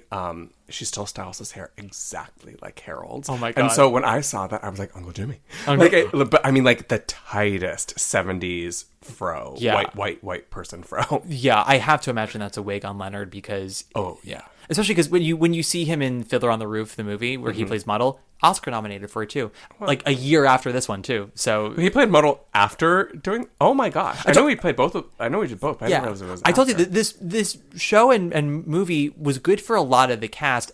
Maybe not long term for all of them, but for a couple of years, they all got a good amount of mileage out of it. Yeah, Leonard got to do the Fiddler movie and was Oscar nominated for Muddle. And honestly... he's pretty cute in it. He's got feathery hair, he's got the beard, he looks cute. And then in Boys in the Band, he looks like an alien. Truly. I mean, he has, and they talk about this a lot in the show, but, you know, he has pockmarked skin. And, I mean, the prosthetics they applied to him sometimes are very successful looking, but there is a moment in the movie towards the end where I was like the light catches it and it literally looks like he has like silly putty that someone has first put on a newspaper to transfer a Garfield cartoon and then they just smacked that on his face. It's when the lighting gets a little more theatrical at the end. Yes. Yeah, it's because then it just shines. But yeah, he has got pockmarks. He's very pale. He's wearing a tight, I guess, like green corduroy suit maybe. And tinted glasses. It's definitely green or like purple, like one of those kind of just like very like garish colors where you're like, not everyone owns a suit that color. Exactly. It is a look. Yes. It's not a look most people would go for, but it is. Harold has chosen basically to look like an oddity. I will say I tried to take notes during it, but I actually just ended up getting so enthralled with it that I didn't stick through it. However, my favorite note that I wrote down, I will read to you right now. Harold looks like Bradley Cooper in Maestro. No, he looks like Bradley Cooper in American Hustle. Oh no! See, I with the curls. Well, with the curls, but also with with Bradley Cooper's prosthetic nose. All I could think about was that scene towards the end of Maestro where he's like the old gay sweatily dancing, and I was like, oh my god, it's Harold. Harold. There you are, Harold. There you are, Harold. But no, Harold looks and sounds, and I mean, again, like I truly went from being like kind of put off to his performance to very quickly being like, I love what he's doing. The 3 lines. Yeah, go for it. Harold reads the card and cackles like a banshee. Yes. And Michael says, what's so goddamn funny? And Harold goes, life. Life is a goddamn riot. You remember life. And it's in this Leonard Frey does in this very high pitch, like spacey tone. You remember life, don't you? Like, life is a goddamn riot. And it's made then clear that Harold is very stoned. Very stoned. Because also Harold is late. He's very late to his own birthday. Yeah. And Michael, being the douche nugget he is, he's like, you're late. You were supposed to be here at probably 8:30-9. I know. I loved that. And then what Harold says is, and I'm going to do my best Leonard Frey because I'm going to be terrible, but I can only go for Leonard, not for Zachary. What I am, Michael, is a 32-year-old, ugly, pockmarked Jew fairy. And if it takes me a while to pull myself together, and if I smoke a little grass before I can get up the nerve to show my face to the world, it's nobody's goddamn business but my own. Beat. And how are you this evening? And he says this while he slowly glides to Michael. We also find out that Harold used to be an ice skater. Yes. Yeah. When this is based, so Harold is also based off. Everyone in this play is based off of somebody that Martin knew, but Harold is based off of a very specific person. I think his name was Harvey something or other. He was a dancer, and Howard Jeffrey, who was a dancer, worked on many movies, and was specifically requested by Barbra Streisand in any movie musical she did to be her partner because she didn't. She wasn't a dancer, and she's like, I only trust myself with Howard. Oh. Yeah. So that was who. Did they dance together in the Hello Dolly movie? He's one of the butlers, and he's the one she takes the arm of. That's what I thought. Oh my Yeah, god. yeah, and then he's also in Funny Girl. He's the one she partners with in His Love Makes Me Beautiful. Oh, I Yeah, haven't seen Funny Girl in such a long time. it's good. It's too long. Well, that's why. Yeah. I remember, like, I loved it, but I was like, oh, I need a decade before. Truly. before I can watch it again. It's 2:45. It should be 2:10, and Yeah. and everyone knows it, and no one's willing to say it. But Harold and Michael, their relationship. There were some similarities from another two gays that I know, a Jewish gay and a gay with religious guilt and trauma. Alcoholic. Alcoholic, control freak. Lives beyond his means. Lives beyond his means. And is an actor, question mark, is a writer, question mark. The Jewish gay seems to only be able to get laid if someone pays for it. Yeah, I don't know where I've read this story before. Is late for everything. It's late for anything. Thinks that they're recording a podcast at one location, but then we need to open a second location. I did follow a gay to a second location today, and I'm here to speak the truth about. I'm here to tell the tale. Yeah. Also, I will say this other Jewish person that we keep talking about has a cackle that some have said gives them shingles. Yeah. I don't know where I've read these stories before, but very interesting. Honestly, John, I would say if we were to put the religious stuff aside, I feel like personality-wise, you're more of the Harold and I'm more the Michael. I would agree with that. I would agree with that. It's funny. We do really share. I mean, and not just because I show up to places high, but like, I am not late. But no, like. Were you raised Catholic, Christian, what? Born again Christian. So Okay. we thought that Catholics were like weaklings. We're like, oh god, those people's barely skirting by. So I think you and I need to do a production where we have Michael not going to St. Malachi's for mass, but going to Temple Emmanuel and having Harold come in and be like, what I am, Michael, is a 32-year-old born again Christian, born fairy. again Christian evangelical fairy. Yes, with crater skin. Yeah. Well, I mean, hopefully not. No, you and I both have very good skin. Yeah, I was gonna say, luckily we don't have the pock marks. Thank you, Accutane. Yeah, thank you. Yeah, but this is sorry. We also were talking about the plot, and it all boils down to the second half of this party once Harold shows up. And so this and basically, like, literally, he shows up, and then in the play, it is the act break. And then intermission happens, and intermission is a thing where. Let me explain what intermission is for everyone. No, but in the play, where does it pick up? I'm looking right now. Harold shows up, and then it's intermission, and that's also when Michael takes his first drink. Because Michael decides to yes because did we mention this, that Michael was okay, so he had very specifically said that he was like not drinking anymore, and then he very much goes, you know what, JK. Well, because he says to Donald, I was tired of the hangovers. We also both know that I get really nasty when I drink. Yes, I mean, and that was so clearly Chekhov's gun to me as I was watching the movie. I was like, okay, so she's gonna start drinking and things are gonna get nursey. And the person who clocks that Michael's been drinking is Harold, or at least has had a drink. Yes, because the whole night he's been drinking club soda out of a glass, and then Harold shows up and they're sitting, and Harold says something along the lines of like, "Be careful of the vengeful queen. Like when she's sober, she's spiteful. When she's had a drink, she's lethal." Yeah,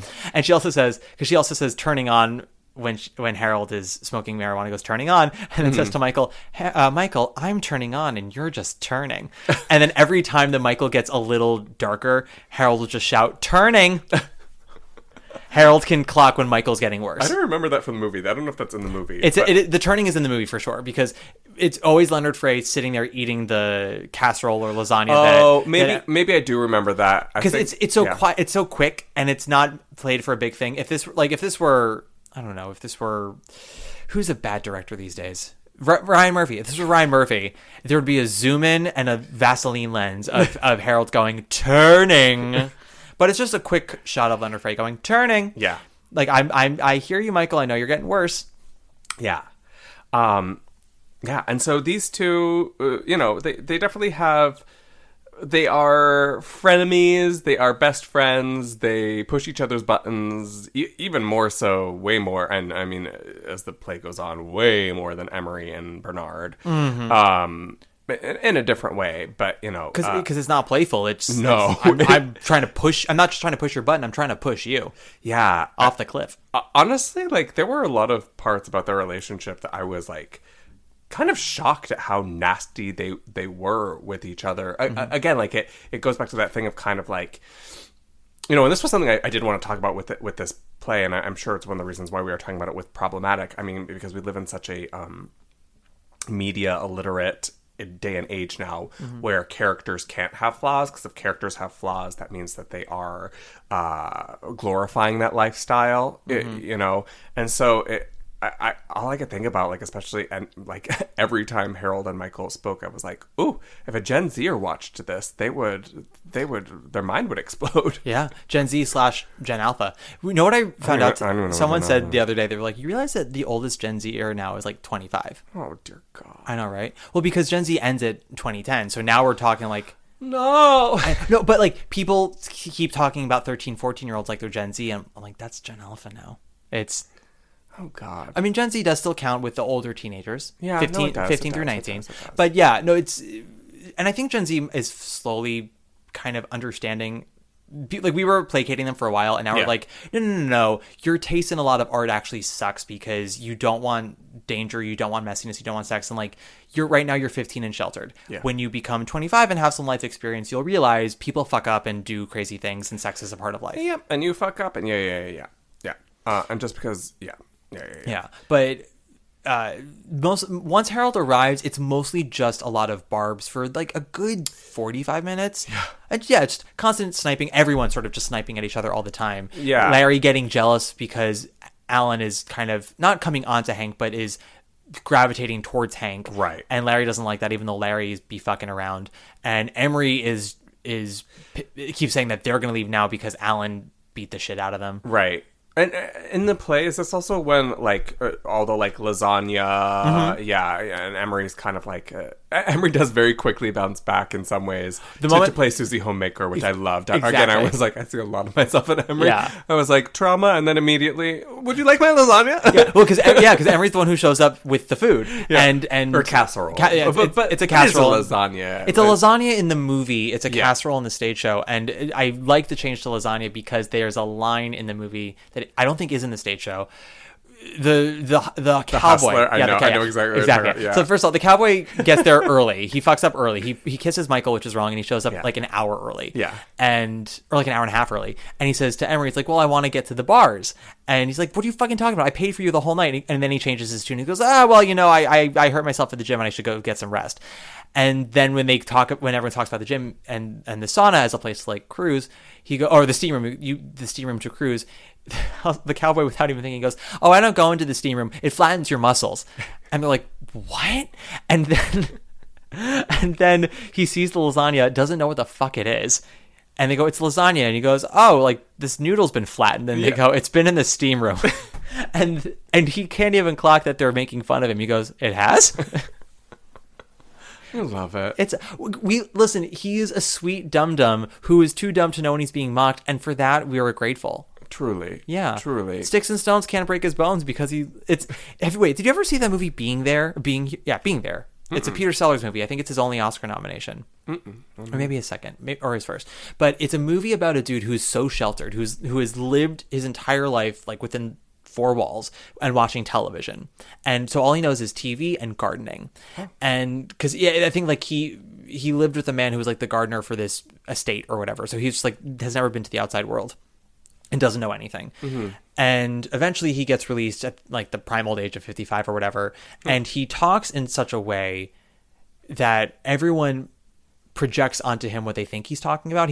So he ends up like getting into politics accidentally because he talks about trees and what it takes to make a tree grow. And everyone goes, "Oh my God, the metaphor for this country!" Like the symbolism. Yeah, like this man. And this is 1979. They're like, this man knows what to do. And Shirley MacLaine is this big socialite with a dying husband who they take him in, and she like is kind of attracted to her. And they're in her bedroom, and she's got the TV on, and she says to Peter Sellers, "What is it you like?" And he goes, "I like to watch," meaning TV. My God. And she goes, "Oh, phenomenal." She goes, "This will turn you on then." So basically the whole scene then is a shot of Peter Sellers just watching the TV on the edge of the bed while Shirley MacLaine is on the side of the bed masturbating, and like you never see her, you just see her hand constantly like touching him while he's just watching TV. Yeah. And when it's over, she goes, "Oh my God, that was amazing." But the point is, at the end of the movie, things happen, and all these powerful people talk about Peter Sellers' character as someone who could possibly even run for president. And the final shot is Peter Sellers' character walking away from all of this and literally walking on water. Not because he's and then like stopping on the water, looking at it, taking his umbrella, stabbing the water, realizing something could go through there, and going, "Huh," and then just walking off. And the idea people have said is his character walks on water because no one ever told him he could fall through it. Oh my gosh. Stitch that on a pillow and I'd buy it from Target in a heartbeat. Exactly. And so for the cowboy, it's like sticks and stones can't break his bones because he doesn't know what sticks and stones are. He's never seen a goddamn stick or a stone in his life. Yeah. He's like, "Why should I?" He's like, I have those in the gym. those are in the steam room and I don't go in there. Yeah. Yeah. So it's the beauty of his character. He's like, all these barbs can't touch him because he's like, what? Yeah. What does that mean again? Yeah. It's so sweet. It is. Yeah. It makes him a very, very endearing character. But that is also what makes Emery stay, because he keeps going, "I've been attacked, I've been murdered." And there's also the funny joke where he comes out of the bathroom fixing up his face and getting a new sweater, and that's when Alan rushes in to vomit because he's been drinking and sick. Right. And as they're passing, Emery shouts, "He's at me again!" Which I'm sure just absolutely kills in the theater. I say like I haven't seen it before, but then Emery keeps saying, I'm going to go. And Harold goes, "Well, I'm famished. I would really like what Emery made." Yeah. And Emery's on a dime. "Oh, amazing. I'll serve everyone." Yeah. Truly, like, literally turns into Betty Crocker. "Isn't anyone going to have seconds?" "I'd make someone a really nice wife." But serving carbs to gay men, brave. Very brave. Listen, half of those gay men were like very fit gay men too. They were very fit. Yeah. Very, very tiny. Yeah, Donald has... I was going to say, the actor played Donald. I literally was like, I want to feed you a sandwich. I know. Well, especially when you see his tiny little white butt in the shower. I know. I loved that. John. Well, no, I just didn't... Are we cosplaying as Dom Tops now? I just didn't expect to see a butt. I know I was going to see gay things, but I when I see a butt from the 70s, it's not an everyday thing. That's how I feel whenever I see Diane Wiest in a movie and that I'm not expecting. I'm like, "Diane Wiest, what's your little tush doing here?" God forbid the moment Diane Wiest finds this podcast and she's like, "Did those gays just compare me to a white man's ass?" I don't know. Everyone's Midwestern today. Yeah, I know Diane Wiest does not have a Minnesota dialect. As two perfect scoops of vanilla in a shower, Diane, absolutely. But I loved. I don't know why. You loved that Emery kept. I loved that he kept offering seconds. I loved that we got to see an ass. Yeah. These are carbs and butts, all things that John enjoys. Yeah, for sure. What are other things that John enjoys? That's it. Okay. I just like saying John enjoys. John and Joyce? John and Joyce. Yeah. John and Joyce. That'll John be and Jen. I think that'll be your next YouTube series. Or Another hour of John enjoys. This week, John enjoyed. Or maybe my dragon will be John and Joyce Carol Oates. John and Joyce Carol Oates. Stupid. And then people will hear it and go, that makes no sense. And I go, yeah. They'll be like, "John and Joyce Carol Oates do what?" Exactly. Because they think that you're like the new Donnie and Marie. Yeah. Oh my God. Joyce and I could definitely be the new Donnie and Marie, not let alone our Mormonism. But yes, okay. I guess back to the boys in the band. Yes. So we have the dinner's happening. Michael is turning. Yes. Alan finally decides that she's going to leave. Yeah. After all, she's had it officially. I've had it officially. And that is when Michael goes, let's actually get some more laundry out here, because you see, Alan, Hank and Larry aren't just roommates. He goes, no man over 30 has a roommate. I loved that line. Because, oh boy, has that not aged well. I know. I was like, oh, drag everyone. I'm like, sweetheart, everyone's got roommates now. Drag all of us. All of us. But in 1968, when you could have an apartment like Michael's for not a ton of money, yeah. I know. I think there was a moment where they said how much he pays for the apartment, or no, it's wasn't it something like how much someone makes a week? I don't remember. Donald makes $45 a week being a charwoman, and he's like, and here you are buying Vicuna, and Michael goes, just because I have it doesn't mean it's paid for. Yeah, but I mean, $45 a week. Yeah. Well, it can keep Donald over a garage in the Hamptons. That's what it can. But that also is in line with what Donald says about his therapy, is realizing he was raised to be a failure, and he just he undercuts himself at every turn. Yes. So he could probably make more money doing other things, but this is just sort of what he thinks he deserves. Exactly. Yeah. And coming into the city for therapy, coming into the city once a week to stay at Michael's, coming into the city to hook up with other men, aka Larry. Oh, right. Yes, we realize that Donald and Larry have known each other. Yes, biblically. Even. Yeah, exactly. There are a couple of lines in the play that are cut in the movie talking about poppers. Yeah, there were no poppers at all in what I watched. I know. You should, at least not in that movie. You should read the play. It's truly very similar. It's mostly just like Mart going, oh, I'll cut that line here, I'll cut that line there. Yeah. But there are 3 or 4 different times they mention poppers, and one of them that I remember is Larry saying off the top of his head, I hate the way poppers makes your fingers smell. To which I go, are you pouring... Is he dipping his fingers in the poppers? Yeah, I would say, are you dipping your finger in the popper and then smelling your finger? Is that what you're doing? Or are you just going, why even smell it? Why don't I just take the poppers on my finger and shove it up someone's butthole? I know, that's what I just thought too. Yeah. I wonder if in the Stone Age of 1968... In the Stonewall Age? Yeah, the pre-Stonewall Age even. Stonewall Age. There was pre-Stonewall where gay men put poppers on their fingers and thought that's how you got loose, by shoving it up someone's butt. And then there was post-Stonewall, when they go, oh, you can just sniff it and it does the same thing. But did they even have VCRs then? No. So wait, were poppers around before VCR They were a party cleaners? drug at that point. So it was they weren't used for cleaning. It was just... Yeah, it was just the party drug. And then I think what happened was they realized they could be used to clean VCRs.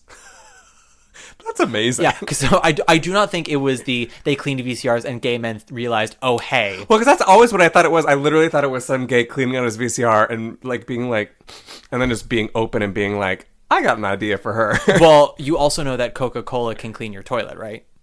Well, yeah, but I don't drink soda. Yes, me neither, unless I'm sick. But it's one of those things where Coca-Cola started, or maybe Coca-Cola started off as a toilet cleaner, then they went, we'll add sugar and you can make it a soft drink. But I think it was a soft drink that then they realized, oh, with all the shit we put in it, this actually can fully clean your toilet. Jesus Christ. I know.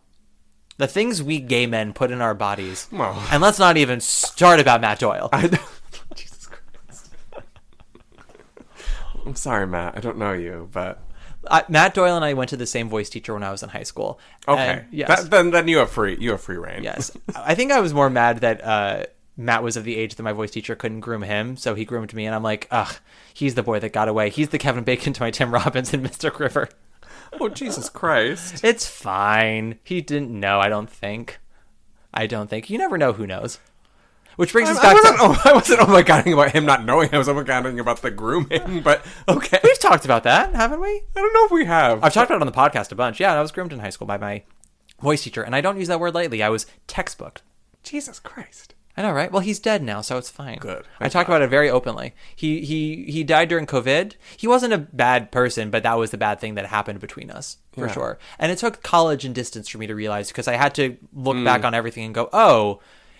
It's honestly, without the incest, it was very Two-Bit and her Uncle Peck from I Learned to Drive, because it was someone who gave me so much on a cultural, mental, emotional level. Yeah. But then also was grooming me. Yeah. So like I learned so much about the world and history and myself, and I got confidence, and I became a better singer, and I learned about the arts and how to be a solid gay man. But then also this late 40s, early 50s man was telling a 16-year-old boy, you're so smart for your age, you're so mature for your age. And then at 17, I had a dream about you. Things like that. Yeah, okay, cool. No, textbook, truly textbook. Yeah, guys, yes. if you're 14 and someone over 20 tells you that you're so interesting, You're not. Yeah, sorry, babes. I don't know. So sorry, babes. I really don't know how to tell anyone this.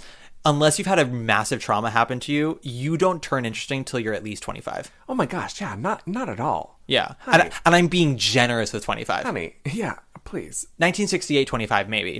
20, 24, or 25, probably not. Yeah, you were like like a Nestle Toll House cookie. Toll House cookie, just like one slice after the other. No, pre-sliced. Just put ready to bake. Easy baked oven. Easy, yeah. That is, I think, the best way to describe someone younger than 25. Sweetheart, you're an easy bake. Yeah, honestly, yeah. You're not even 10 minutes. You're 8 minutes. Exactly. You are a brownie in a mug. You're a mug cake. You're a mug cake. You are a mug. Oh my god. You're a mug cake. That is legit. You are a mug cake. 3 minutes in the microwave. You have a lot of the ingredients, but you're just kind of haphazardly thrown together. Yeah. And it just kind of in a pinch. And you're sitting here looking at the men and boys in the band who are 7-layer cakes and calling them problematic? Question mark. Jeez Louise. So let's get back to those problematic 7-layer Let's get back cakes. to these 7-layer. So as Alan's cakes. about to leave, that is when Michael fully fucking turns. Yeah. And decides to do a game. Yes. What is the game, John? The game is telephone, but it wasted. The game is telephone, honeys. The game is telephone, but it is a very specific, how you want to say, catty, trauma-based version of telephone that I was unfamiliar with, that I do imagine that he was coming up with on the spot. Probably, yeah. But basically he comes up with this kind of like, let's just say it, like jigsaw type, like, let's play a game. Or is that Scream? I don't watch scary movies. Scream is let's play a game, but Jigsaw I think is a similar thing. But Scream is the one with the telephone. Okay. You've never seen Scream? I saw it once in college, and I had nightmares. Oh, yeah. I liked it. Scream, I always say my play is to rom-coms, but Scream is to horror movies. It's people living out the genre while also knowing about the genre and deconstructing the genre. For sure. Yeah. Love that. Yeah. Which I feel like that's what my thing is, right? Yeah, I would agree. Yeah. Notice how John didn't say it's good, though. Please, I've said it to you so many times. It's great, Matt. Yes. I'm looking at you right in the eye. You really are. It's fabulous. Well, and now it's 10 pages shorter than the last time you read it. Well, honestly, it is tighter than you. Normally, I don't like things 10 short or anything. No, but it's tighter than you were before you got punched. Oh, honey. Before I cleaned my VCR. Before the cowboy got to you. Oh gosh, I wish. I know. He was sweet. But so the game, his little jigsaw Scream game, is kind of like a point system, and so he says that what we're gonna do is you have to call the person that you have always loved. And most in the world, yeah. Yeah, but like just truly like the person that is the pinnacle of love to you, and tell them that you love them. But the points kind of come like, I believe you get 1 point for calling and they pick up. Yes. You get a second point if you say who you, or if they pick up. Right, because it could be another person who picks up. Even if they call. Exactly. Yeah. So you get a bonus point if the person you intended to talk to is the one who picks up, and then you get another point if you say your name. If you say your name, and then how do they get to 10? Because it's so I know 5 points is saying that you love them. So it's one if they pick up. An extra point if one if someone picks up, an extra point if it's the person, or no, 2 extra points if it's I was gonna say there was 2. Yeah, one of them was 2. Yeah, so you get 1 point if someone picks up. And then it's additional 2 if it's the person you want to call. You get another 2 if you say your name, and then 5 if you actually go through on the I love you. Yes. So I believe the first one to go is Bernard, who only gets as far as 2 points because he says he calls. And honestly, I found this moment to be one of the most moving parts of the movie and of the play because for other reasons that we've kind of talked about, like at least in the movie I did feel that Bernard's part was a little bit underdeveloped, but in this moment you really got to kind of see more of who he is, where he came from, and honestly, like I don't want to say this. I feel that, especially with his character, like, I forgot what I was going to say. So with Bernard, the person he calls is the son of the family his mother worked for, which in turn Bernard kind of worked for as well. Yes, because Bernard is from the South. I think Virginia. I believe so. Around that area. It's the South. Exactly.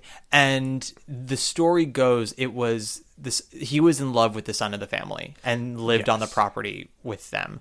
and when they were teenagers. Yes. And they kind of like alluded to this a lot in the play earlier, but like especially in this time, it was very common and like in a lot of these gay men's journeys to be a part of the like, I was so drunk I don't even remember what I did last night thing. Yeah. And so I believe the story is that like they got drunk at a party and had sex. Yes. But then The next day he pretended like nothing happened. Yeah. And I think that's what I was trying to say was I felt like, because Emery's story I also found very moving, but I think what was so beautiful about Bernard's is that like he was the one who kind of really took that idea that they've thrown out the whole time as kind of being like a bit of a joke or a jab, and really explored the kind of really sad, tragic part that a lot of gay people have experienced with that. Yeah. And like the reality of loving someone so much and the next day all they can say is, I don't even remember. Yeah.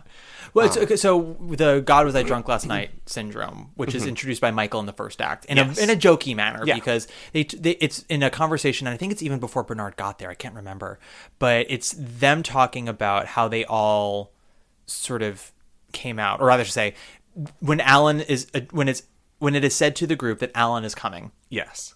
And they say, how can he not know you're gay? Oh, and he says, well, I wasn't out in college. And Donald's like, well, you and I fucked when you were in college. That's how we met. Right. And he goes, well, I was in the God was I drunk last night phase. Right. Which we find out that Michael's other friend, Justin, who knew Alan, was doing the same thing. But like Michael would go to New York, Justin would go to Boston. Right. And it was the idea is like, he goes, yes, Damn, it was so expensive to be gay. That I mean, just having to buy all these bus train tickets just to have sex. I guess, but also, those tickets were not as expensive back then. Listen, the top ticket price for Boys in the Band when it became a huge hit was $10 for the first 4 rows, and they said like no one's gonna pay for that. Oh my god, they fully did. Oh my god, I know. Well, I think like the top ticket price on Broadway at that point in 1968 was like $35, and that was for Hello Dolly. Maybe not even that. Jesus Christ. Yeah, it was. Miss Saigon is notorious for being the first Broadway show to do $100, and that was 1991. So think about 24 years earlier. To quote Delta Work, Jesus Christ, I feel sick. I feel sick. But Michael says, you were drunk. That part is true, but you do remember what happened. Yes, and you don't do these things out of. Because sometimes it's out of curiosity that you're getting drunk and exploring, or it's because you really want to and you need the liquid courage. Right. And so for someone like Michael and Donald and Justin, they do it, and they do it consistently in college to sort of build up the nerve to eventually do it without the alcohol. Right. And we later find out with Hank it's a similar thing, although without alcohol. But yes, as you said with Bernard, it wasn't a way to corner this boy and get him alone. It was just as circumstances happened, they were drunk at a party, and then they went back to the property, had sex, and then went skinny dipping after that. I was going to say, I thought it was like in a pool house or something. Yeah, it's something like that, which I think is an important detail because the sex itself didn't like turn him off immediately. Exactly. Like, he didn't like run. They still spent the rest of the night together. Yes. And exactly. they were totally alone. And it's this really powerful story for me. It reminds me a lot of the predatory wasp of the Palisades is out to get us from Sufjan Stevens, Illinois, which I went on in depth on the Tonys episode, so I won't talk about it too much again, guys. But in case you did miss it, that is a song that Sufjan wrote about his own adolescence of being in love with his friend and the joy of that young love when it's all separate from all the rest of the world. For sure. And the oppression from society and the closet and religion and everyone around you can get to you. And ultimately Sufjan chose love, and his friend chose, I don't want to call it cowardice, but chose the pressure and or couldn't take the pressure and just ran away. That's literally the lyric, he ran away. And with Bernard and this other boy, it's sort of Bernard wanted to choose the love and the boy chose what was easy, which was conforming and being in the norm.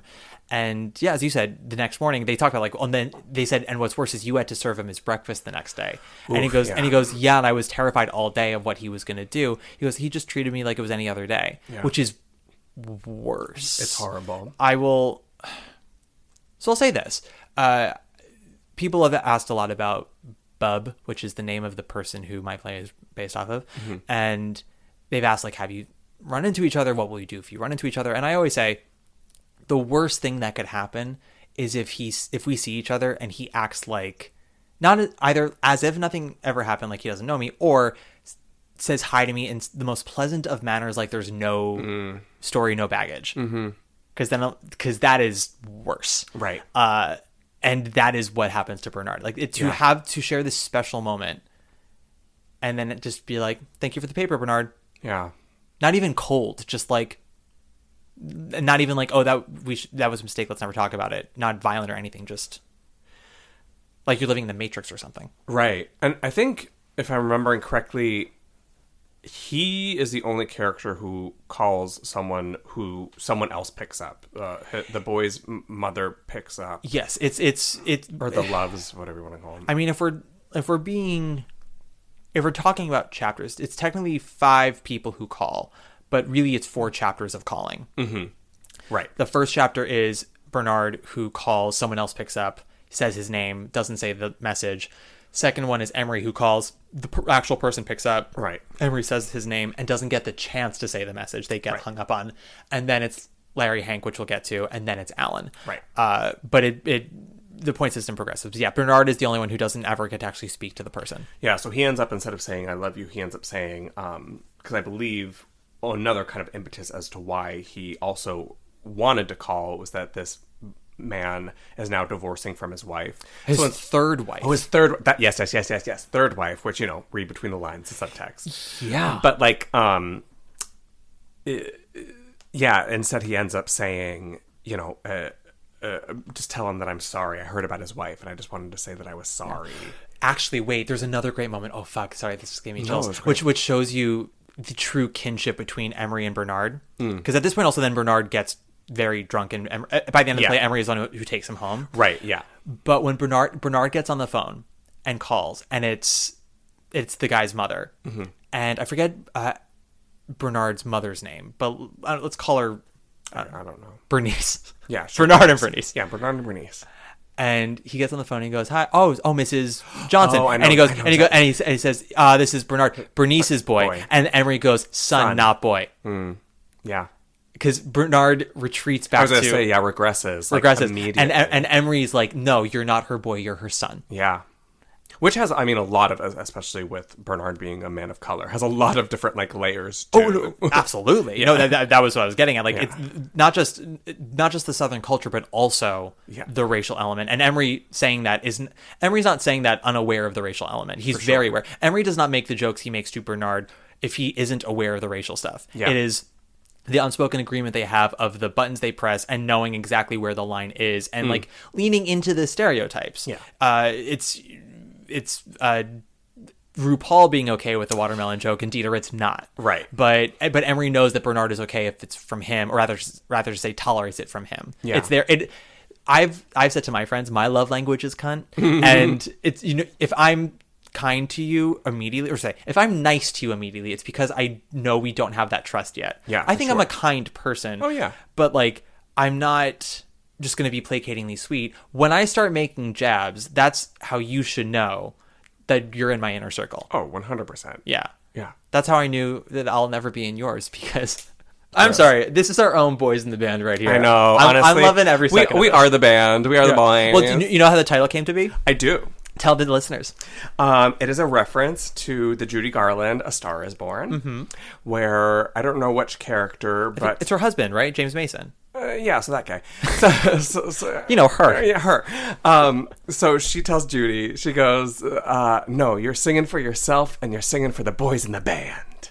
And so, and it's interesting. I didn't put together the Stonewall thing until you brought it up earlier, and literally as you were singing, it clicked into focus. But I was like, "Oh, that's so interesting that literally Judy not bookends, but happens in between the play premiering, her death and Stonewall, etc. Yeah. And then the movie premiering. But Judy Garland's probably greatest triumph since Wizard of Oz is that Star Is Born, which is what inspires the title for the boys in the band. Yeah. And then Stonewall happens, which is not because of Judy Garland's death, which has always been the legend. Yes. But it is sort of the straw that broke the camel's back that night, which everyone talks about. It's they were in mourning. They wanted to pay tribute to her. She meant so much to them. And that's when they got raided. And they're like, no, not tonight. Right. Yeah. Not on our holy ground. Yeah. Not on our holy ground. Not on the night we're honoring Miss Mourning Garland. mother, You kindly fuck off. Yeah.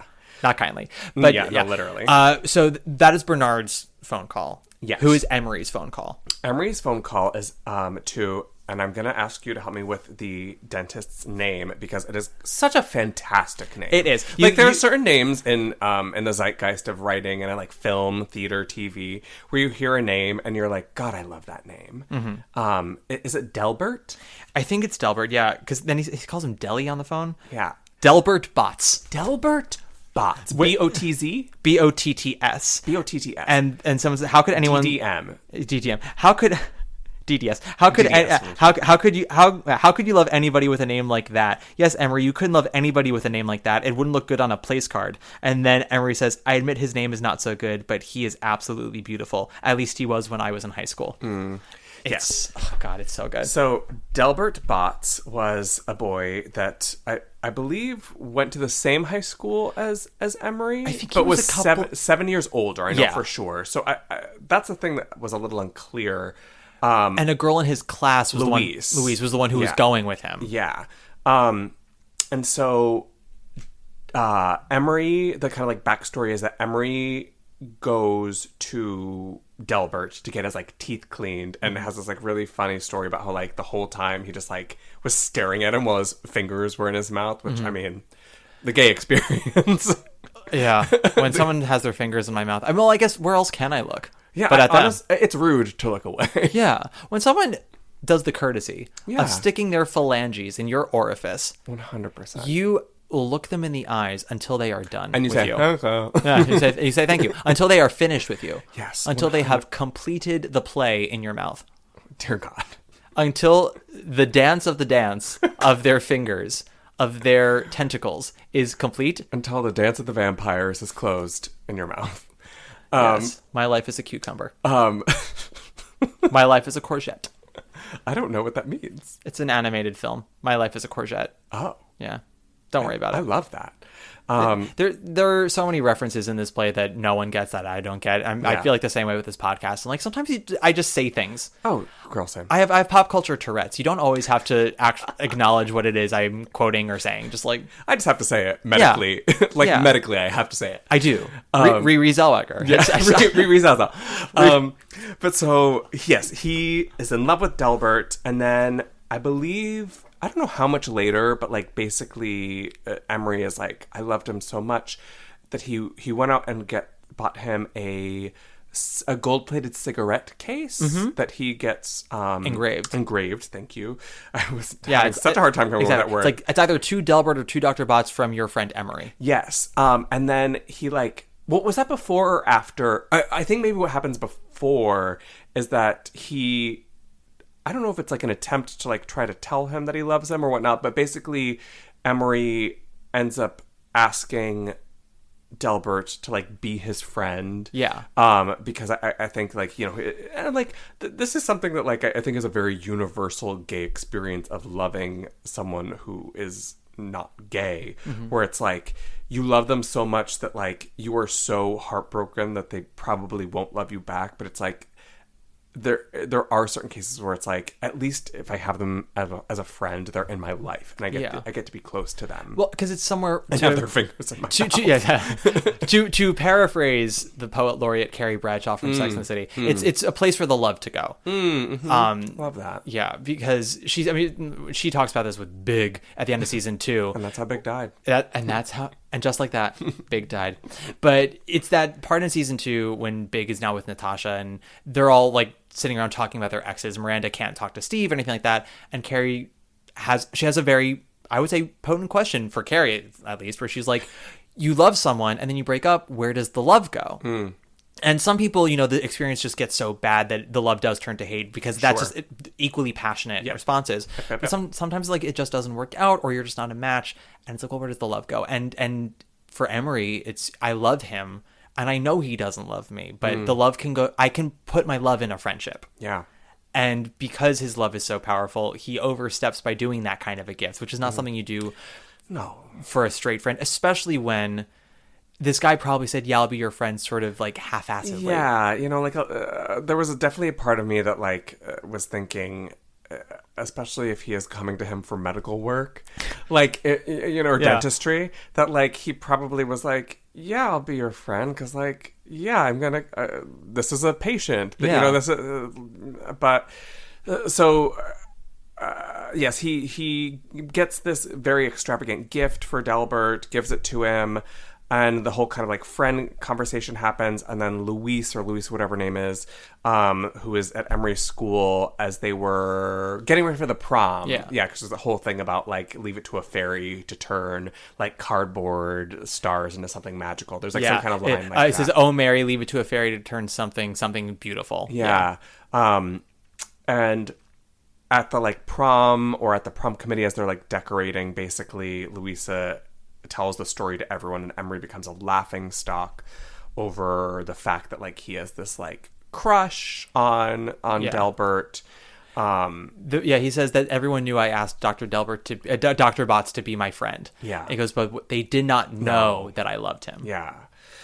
Which I thought was a really interesting and, like, beautiful line too, because it's like, there is that distinction of, like, they were making fun of him obviously because of The connotation. his crush and being, you know, being queer, or the, you know, I'm sure someone like Emery, it was kind of a glass closet type situation, or I would assume it was kind of a glass closet type situation.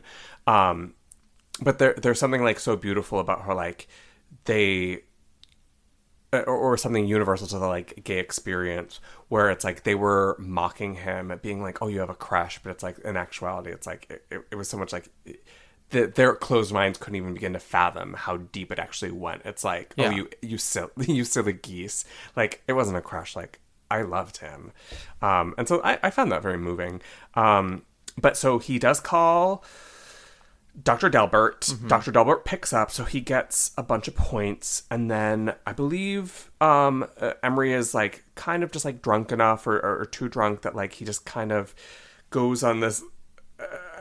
and again, the actor's performance, I thought, was really beautiful in the movie, where he kind of goes on this little reoccurrence of the speech of, like, it's just a friend, and it's a friend calling, and I want you to be a friend. And, like, Dr. Delbert just hangs up thinking it's just some, like, weird drunk person. Yeah, because he never says "I love you" to him. He doesn't. He says his name. Yes. And or does he say his name? I think he says his name. I don't actually think he does. I think he just says it's a friend. Yeah, and he's like, you wouldn't remember me. Yes. Yeah.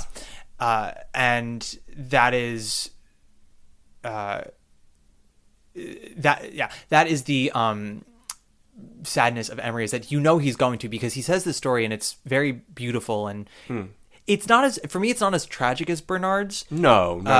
But there is a sadness to it. And then someone says, like, oh, his, like, cowardly self won't do it. And Emery sort of snaps to, and he's like, I'm not a coward, and I'm going to prove it to you. Because Emery has been the bravest of all of them the whole time, has been very much himself, has nothing to apologize for, has no hidden agendas about anything. 100%. And, you know, of course, like, has judgments about people in the sense of, you know, I think that there's a way to live life, and it's to be free. And if you're not being free, what the fuck are you doing? Mm-hmm. But he also gets arguably the best gift. I mean, a hooker for your birthday. He gets a hot hooker, yeah. and he feeds them all. He does. Like, I mean, who could ask for anything more? Truly, well, yeah, no. He shows up with food that he's made. He puts the effort in. He puts in the work, and he thinks outside the box for sure. Because everyone else gets Harold gifts that are nice. You know, Larry gets him a blow up photograph that Harold can't wait to put on his wall. Michael's gift is funny because it is so classical. It's so classic actor. Yep. But yet apparently there's something about it that actually makes it special, which we don't know. Yeah, which I also love. Because he gets him a photo of himself. Yeah, I mean, literally Jack McFarland 101. Exactly. Like, I thought it was going to end it there, but then Harold gets very moved by the inscription on the frame. But yeah, we never find out what it is. We don't. I love shit like that. Oh, absolutely. I love when the characters have secrets that we just never get to know. And there's a lot of that actually in this play, because we will talk about Alan a bit more in a minute. Yeah. But yeah, I even wonder if the photo of Michael is like a snapshot from a day they had, or if it's like because you think it's like a headshot or something, a glamour shot. And then I feel like it actually is a photo from a memory of theirs. I don't know.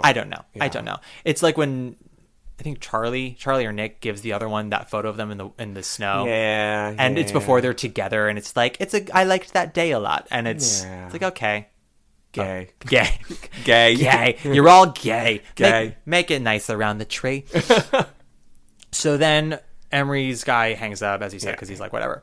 Then we get to Larry und Hank. Larry und Hank. Yes. Yeah. And Larry assumes that Hank was going to call his wife, probably his ex, or soon to be ex-wife. Yeah. And Hank sort of snaps back at Larry and says, "Oh, are you going to call?"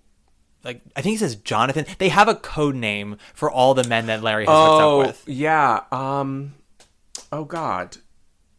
Yeah. I it's not Jonathan, but it's something like that, isn't it? Jeremy. It's something like that. Some god-ass gay name. Yeah. You know, butt boy, things like that. Yeah. Pool boy. Pool boy. Pool boy. No, but yeah, Hank's basically saying to Larry, like, you could call 1,000,000 men. Right. And Hank leaves a message for their answering service. To call their apartment when Larry gets home and says, "Tell Larry I love him." And the telephone operator makes him repeat himself. He goes, "No, I didn't misspeak. That's what I want." And then Hank and Larry have a sort of come to Jesus moment with each other where they truly do.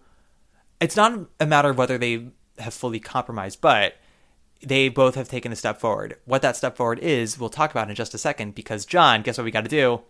We got to take a break. Really, I beg to differ with you. How do you mean? You're the top. Yeah. You're an arrow color. You're the top. You're a Coolidge dollar.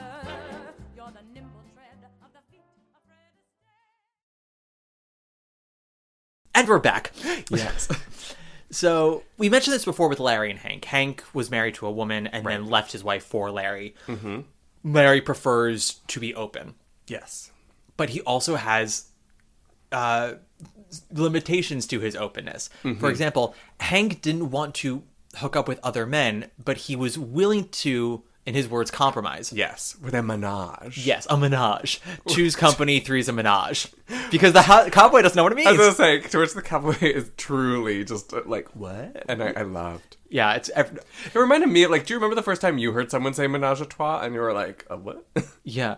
Actually, you know what? I don't have a memory of that. I'm sure I had that moment. I have an exact memory of when I learned what jerking off or what jacking off meant. Oh. Yes.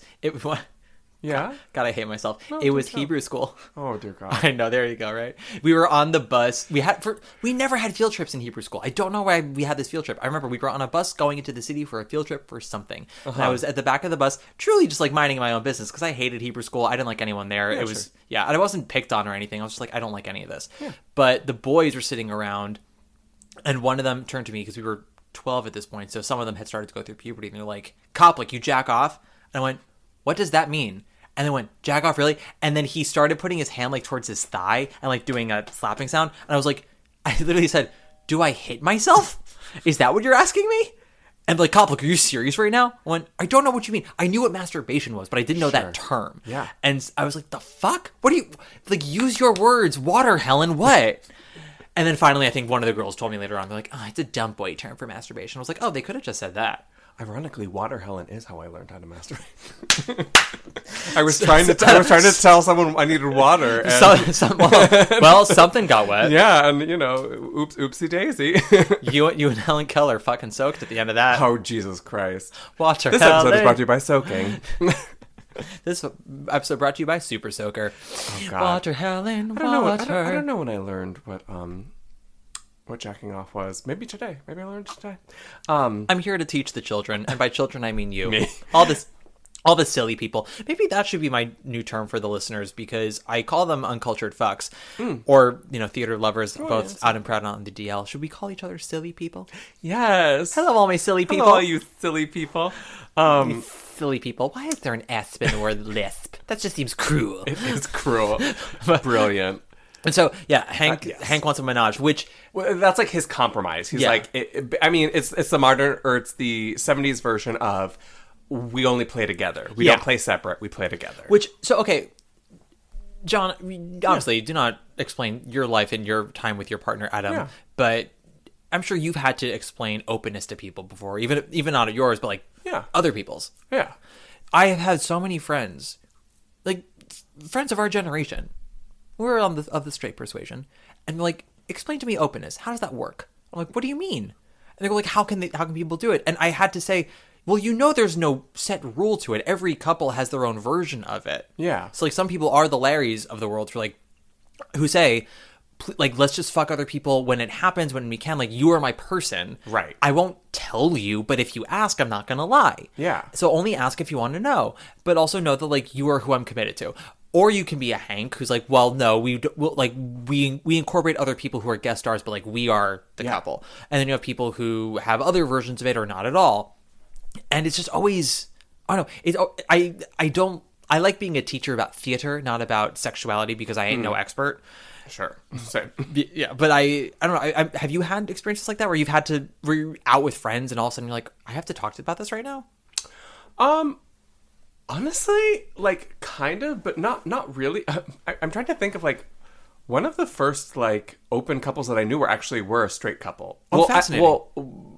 It was a heterosexual couple. The one member of the couple now, I believe, actually identifies as non-binary and might potentially be a lesbian, or they're at least bisexual. Is that couple still together? No. Okay. No, they're not. And so, yeah, ironically, like, one of my first, and, like, of course, I mean, I know a lot of gay people, so of course I, like, knew people who have been open as well, but yeah, one of my first, like, actual, like, close friends that were open was a straight couple. So it kind of was, like, weird. It's kind of the opposite of the gay experience, because I feel like normally is the opposite, because, like, in this case, it was me asking questions, being like, oh, how do you do it? What is it? Explain it to me. I mean, granted, this was, like, dear God, like 2015, so 9 years ago. You were a sensible 74. Yeah, I was a sensible 82. But dear God, I'm like us Angela Lansburys who have been 70 since we've been 20. Truly. But so I only say this because all the straight couples I know who have done openness have never made it to the finish line. Yeah. And some queer couples as well. But I do know queer couples that are open that have been together for a very, very long time. Same. The ones that I've spoken to about it, they always say that openness is a communication situation, which isn't like we tell each other everything so much as we check in with each other about how we're feeling about it. And if there's something we want to change, if we want to close it off for a while, if we want to just have a guest star, if we're allowed to do whatever, it's always shifting, because who you are as a person and what your wants and needs are continue to change. Yeah. And how you feel about your partner will change. Sure. And who they are to you will change. Yep. And so that and sex is something that, it's obviously an important part of life, but there are so many things you can get from someone that if maybe the sex is the only thing you don't have, but everything else is there, it's like, well, why give that part up? But so with Hank and Larry, I bring it back to them because I feel like the conversation they finally get to is actually a very healthy one. Yeah, I agree. I was quite shocked at how healthy it was for the 70s. Yeah. Especially considering that in a lot of ways, openness does feel like a newer thing. Yeah. And Larry's almost vilified. No, he's not almost. He is vilified by Hank and a couple of people about his openness. And, oh, you fucked Donald. Like, you slut. And how dare you? And Larry is very transparent about, this is who I am. This is how I feel about my sexuality. And he's also like, the sexual revolution is happening already in America by this point in the 60s, not with the queer community. That doesn't happen post Stonewall. Yeah. And in fact, if you read or watch The Normal Heart, that's something that Larry Kramer was very open about, of like why it was so hard to contain the AIDS epidemic, because when they finally realized it was transmitted via sex, a lot of gay men refused to stop having sex or be careful, because they're like, no, we fought so hard for our right. This is like our right. But that's another day for another show. Yeah. But Larry is like, I went through what I went through to be where I am, and this is what I like, and I don't want to give that up, and I love you, but don't make me give this up. Mm-hmm. And Hank still comes from that heteronormative thinking of sex is with the person you love, and it's only that, and everything is, he wants to be with a man, but in the lifestyle that he knew, in the heteronormative lifestyle. Exactly.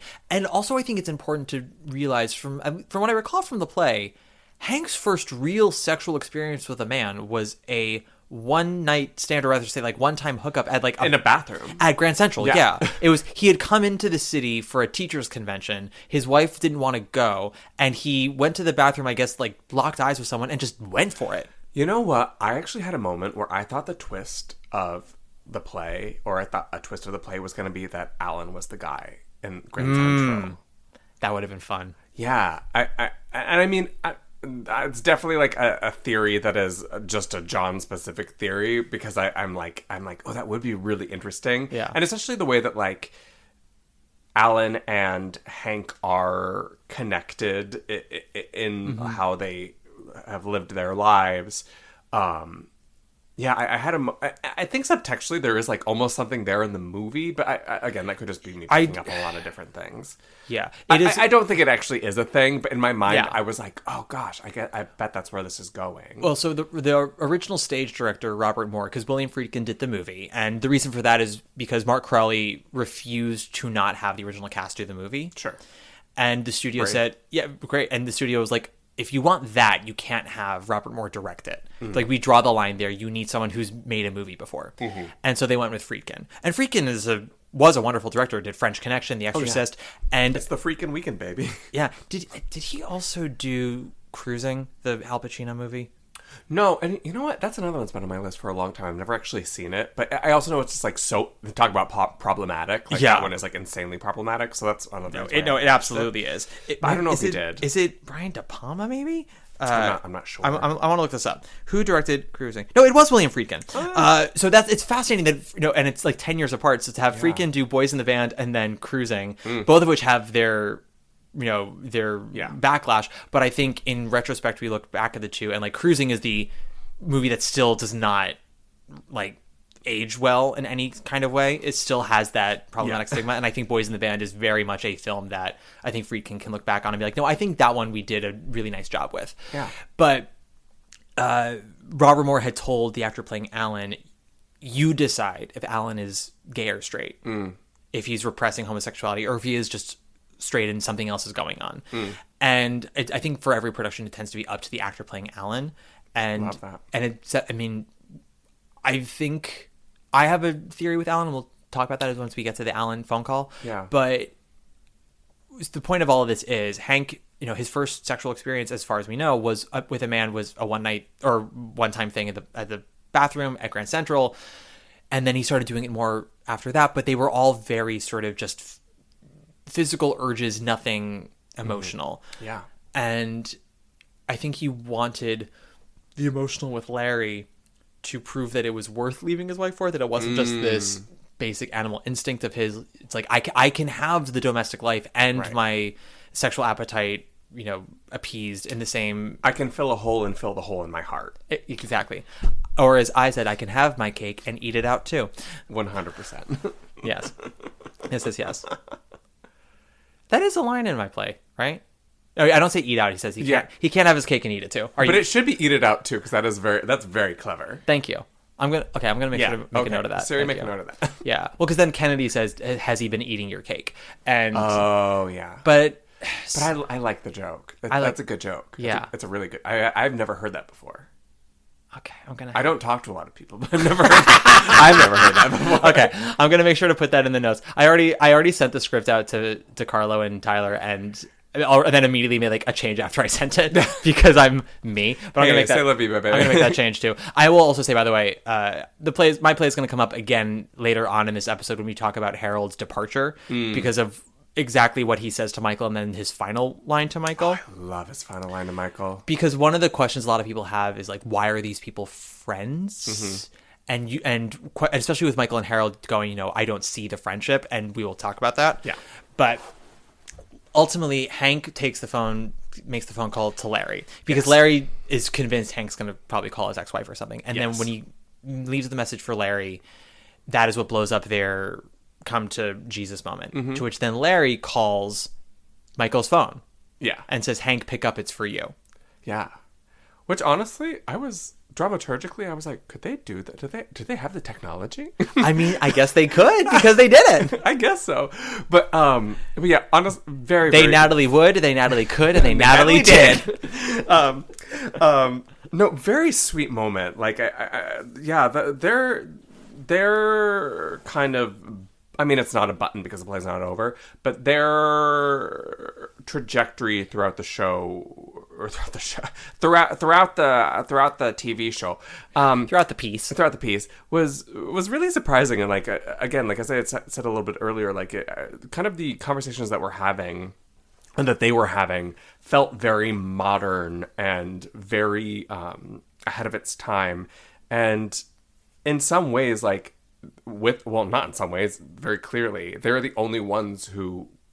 Well, they win, don't they? They do. They both win because Alan also wins. Alan wins. Yeah. Hank doesn't win because Larry wasn't there to take the message. Right. So Larry won, won, yes. and then Alan wins. It was a tie.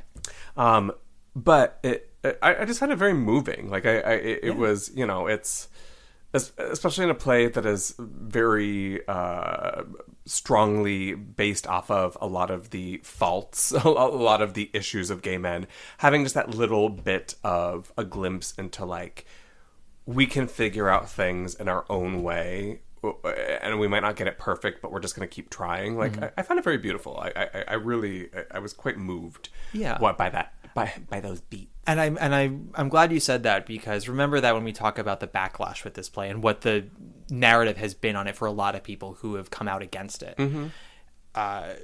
Our final phone caller is Ellen. Oh, Ellen. Ellen, if you will. No, that's not the truth, Alan. That's not the truth, Alan. Michael persists that Alan call a specific person. Yes. So Michael kind of goes on this diatribe about how Justin, the third friend of their like college trio, the one that we had mentioned, has been going to Boston to hook up while Michael was going to New York to hook up with men. Michael goes on this accusatory rant where he brings to light that Justin has informed him that Justin and Alan used to hook up in college, and that I don't remember if they were in love or someone was, but basically it was like, this is the moment that Michael kind of tries to really get Alan's goat and try to be like, this is why you haven't left, this is why you stayed, like, you are one of us, stop pretending, call the person that you love, and get your points, honey. Like, come and get your points. Yeah. Because he says and it's a back and forth. He said, Justin told me about the hookups, and I could see it even then. There was something you always would go on about, just like, yes, we were all friends, but you were so into Justin. Yes, it was always about how like amazing, jealousy, and like even like. Yeah, it's like, it wasn't even jealousy. It was like, you were just going on. He was attractive. He had a good body. He was a good athlete. He was so smart. He was so kind. And Alan basically keeps being like, he was all those things. Yeah. He's like, no, it was deeper than that, and you know it. Yeah. And Michael was still in the closet and was actually dating the woman that Alan went on to marry. And Fran is Alan's wife. They have 2 daughters. Hank has 2 kids as well. That's what they bond over it. I love my kids. I'm like, congrats, baby. Oh, jeez. You made a fermented cum sock and you love it. Good for you. Congrats, I guess. Congrats on not pulling out. But you had one job to do and you didn't do it. You just pull out. I do it at the gas station all the time. But enough about Scruff. But enough about sniffies.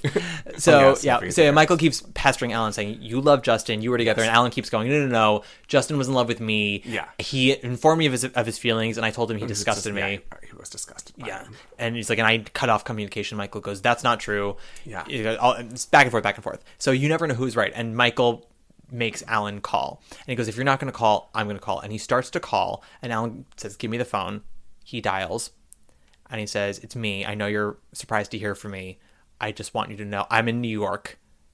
I just want you to know I love you. And then Michael grabs the phone, says, did you hear that son of a bitch? And goes, what does he then say? I think, Fran? Yeah, he goes, Fran? Yeah. Realizing that Alan has called his wife. I know. God. I mean, there was a part of me that knew that was coming, but there, I mean, that's how it's written. You're supposed to be kind of like 50-50 split on who it's going to be.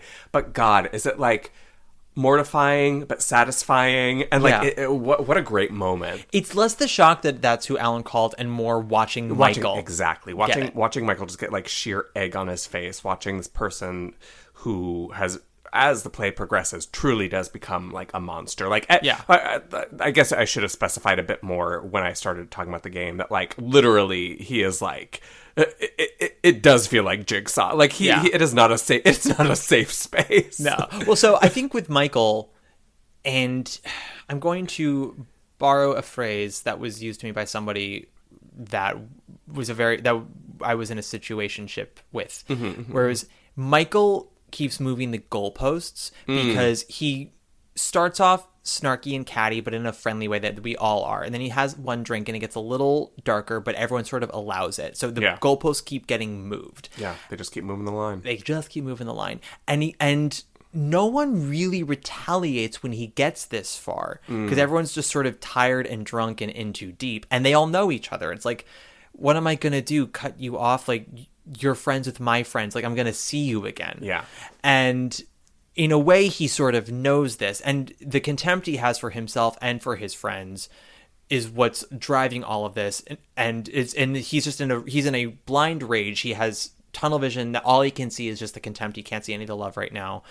And when it all turns on him, it all first turns with Alan arriving, and then it turns again with Alan's phone call. So him realizing no matter whatever the truth is about Alan, he did call someone he loves, which is his wife. And unclear exactly what Fran says on the phone, but it is implied that she and Alan had separated. Yes. And him saying that I'm coming home, and I think she's like even thanking Michael on the phone. Right. Again, you don't know for sure, but based off what Michael is saying, it sounds like she's thanking him for like talking to Alan through this and bringing him home. Yeah. And so Alan leaves, and before everyone else leaves, that is when Harold says Harold's bit. Now, we'll talk about it. I would like to read exactly what he says, because it is, some things are just too good to paraphrase. 100%. Yeah. So imagine, if you will. Yeah, picture it. Picture it. Please don't picture Zachary Quinto. Please picture Leonard Frey with that William Friedkin shot. To God. Yeah, it's very God, isn't there a famous shot of something like that with two people, like a man and a woman in black? Yes. Yeah, it's what I thought of too. I know what you're talking about and I can't think of it, but I literally had that thought too as I was watching it. I was like, I've seen this before. Yeah. One's facing profile, one's facing dead on, and they complete each other's sort of profiles in a way. So Harold also, for the second half of all this, the cowboy's been asleep. Oh, yes. Yeah. At some point in the middle of the Hank Larry thing, Cowboy falls asleep. Because he's been high and drunk. And, and Larry and Hank go upstairs to fuck. Yes. Which is another thing that Michael uses to sort of antagonize Alan. Because Hank goes upstairs and then Larry joins him. And then at some point, Michael says to Alan, "What do you think they're doing up there, Alan?" Yeah. They're not playing Thumb War. They're playing hide the pick. Some way. So in some ways they're playing hide the thumb. Yeah. The thumb's going somewhere. She sure is. But if you're doing it right, it can feel like a war. Yeah. But so the cowboy wakes up after all of this bullshit and goes, "Who won?" "It was a tie," says Donald. And then Harold goes, "Okay, all right, I got to do my Leonard Frey." Yeah, do your Leonard. "Now it's my turn." And thank you. "And ready or not, Michael, here goes. You are a sad and pathetic man. You're a homosexual, and you don't want to be. But there is nothing you can do to change it. Not all your prayers to God, not all the analysis you can buy in all the years you've got left to live. You may very well one day be able to know a heterosexual life if you want it desperately enough, if you pursue it with a fervor with which you annihilate. But you will always be homosexual as well. Always, Michael. Always. Until the day you die." And then goes on and says, "Thanks for the nifty gift, blah, blah, blah. It's just what I needed. Bernard, thank you. Will you get him home?" And then Donald, "Good to see you. Yeah, how about it? Yeah, blah, blah." And then goes to the cowboy, says, "Come on, Tex, let's go to my place." And he gets to the door. He goes, "Oh, Michael, thanks for the laughs. Call you tomorrow." I mean, what? Like, I literally, when I watched that moment, was enthralled. Because what a perfect distillation of the gay experience of having a person you love just rip you to shreds and then going, "All right, talk tomorrow." like, honey, that's gay. That's gay. All you have to do is watch Trixie and Katya talk to each other. Literally. Yeah. No, I loved it. I loved his final line of I'll call you tomorrow, because it does also like insinuate and for the fact that like as gay people, we get to choose our family. Yeah. Well, and that's the thing. The word family, right? It's think of all the blow-ups we have with family members that we still talk to. Yeah. Major fights. Or when people in marriages talk about, their ups and their downs and all these things, and they're still together and talk about it now. It's sort of, war scars. Yeah. And Warhorse. Warhorse, yeah. What'd you call me? You call me a war whore? Wow, is that some horse? Wars whore? Horse? I'm a wars whore. But so the thing, first of all, Harold only really rips Michael apart because he so rightly deserves it. Oh, yes. Yes. And also needs to hear it. Yeah. Because Michael has talked about his analysis a lot, but he's also talked about his religious side. He goes to church still, and he says, I have spiritual insurance because it's like, I go to church, I pray, I do all of these things. He's like, if it's not real, big whoop, it's fine. But if it is real, I'm covered. Right. Which is another argument that South Park made at one point. When Kyle goes to his mom, she's like, well, Jews don't believe in hell. It's like, and Christians could be wrong. It's like, yeah, but if they're wrong, big whoop, they don't go to hell. If we're wrong, we go to hell. I'm like, touche. Yeah, I'm like, yeah, Boys in the Band did it first, Kyle. You're not original, Kyle. But Harold gets down to Michael's core, which is, he is a self-hating homosexual, which is what this play has always been criticized for, being about a room full of self-hating homosexuals, which I think is incorrect. It is Michael, and to a lesser extent, Donald. I don't think Donald hates himself for being gay so much as that he wants to fix all of the problems in his life, and if turning straight is one of them, so be it. Right. Michael definitively hates being gay. Yeah. I believe everyone else in the play is pretty at peace with their sexuality. Emery definitely. Yep. Bernard, we don't hear much about, but he seems to be solid. Yeah. Larry is totally okay with his sexuality. Yep. And then Hank seems to be at peace with it. Hank did a very brave thing in leaving his wife and going for his truth. Oh, yeah. Yeah. And Harold is actually very at peace. It's why none of Michael's jabs actually get to him. Right. And Michael jabs at him a lot. Oh, yeah. He talks about his pockmarks. He's like, you wouldn't have so many pocks if you stopped poking at yourself. Tweezers into his pores. Yeah. And then starts railing Harold for finding the cowboy hot when he's dumb. Right. And he's like, it's more about that. Don't you want someone you can talk to? Like, you're so pathetic for wanting someone skin deep. And then at some time later, Michael makes jabs at other people about physical stuff, and Harold's like, oh, beauty's only skin deep, huh? And Michael's too blasted at this point to even recognize that Harold is calling him out, because he just goes right down and he's like, you're wrong, Harold, it's not skin deep. And it's like, you idiot. Harold was calling you out. You missed the point. And Harold's sitting there the entire time flipping through books being like, how am I gonna let him pass?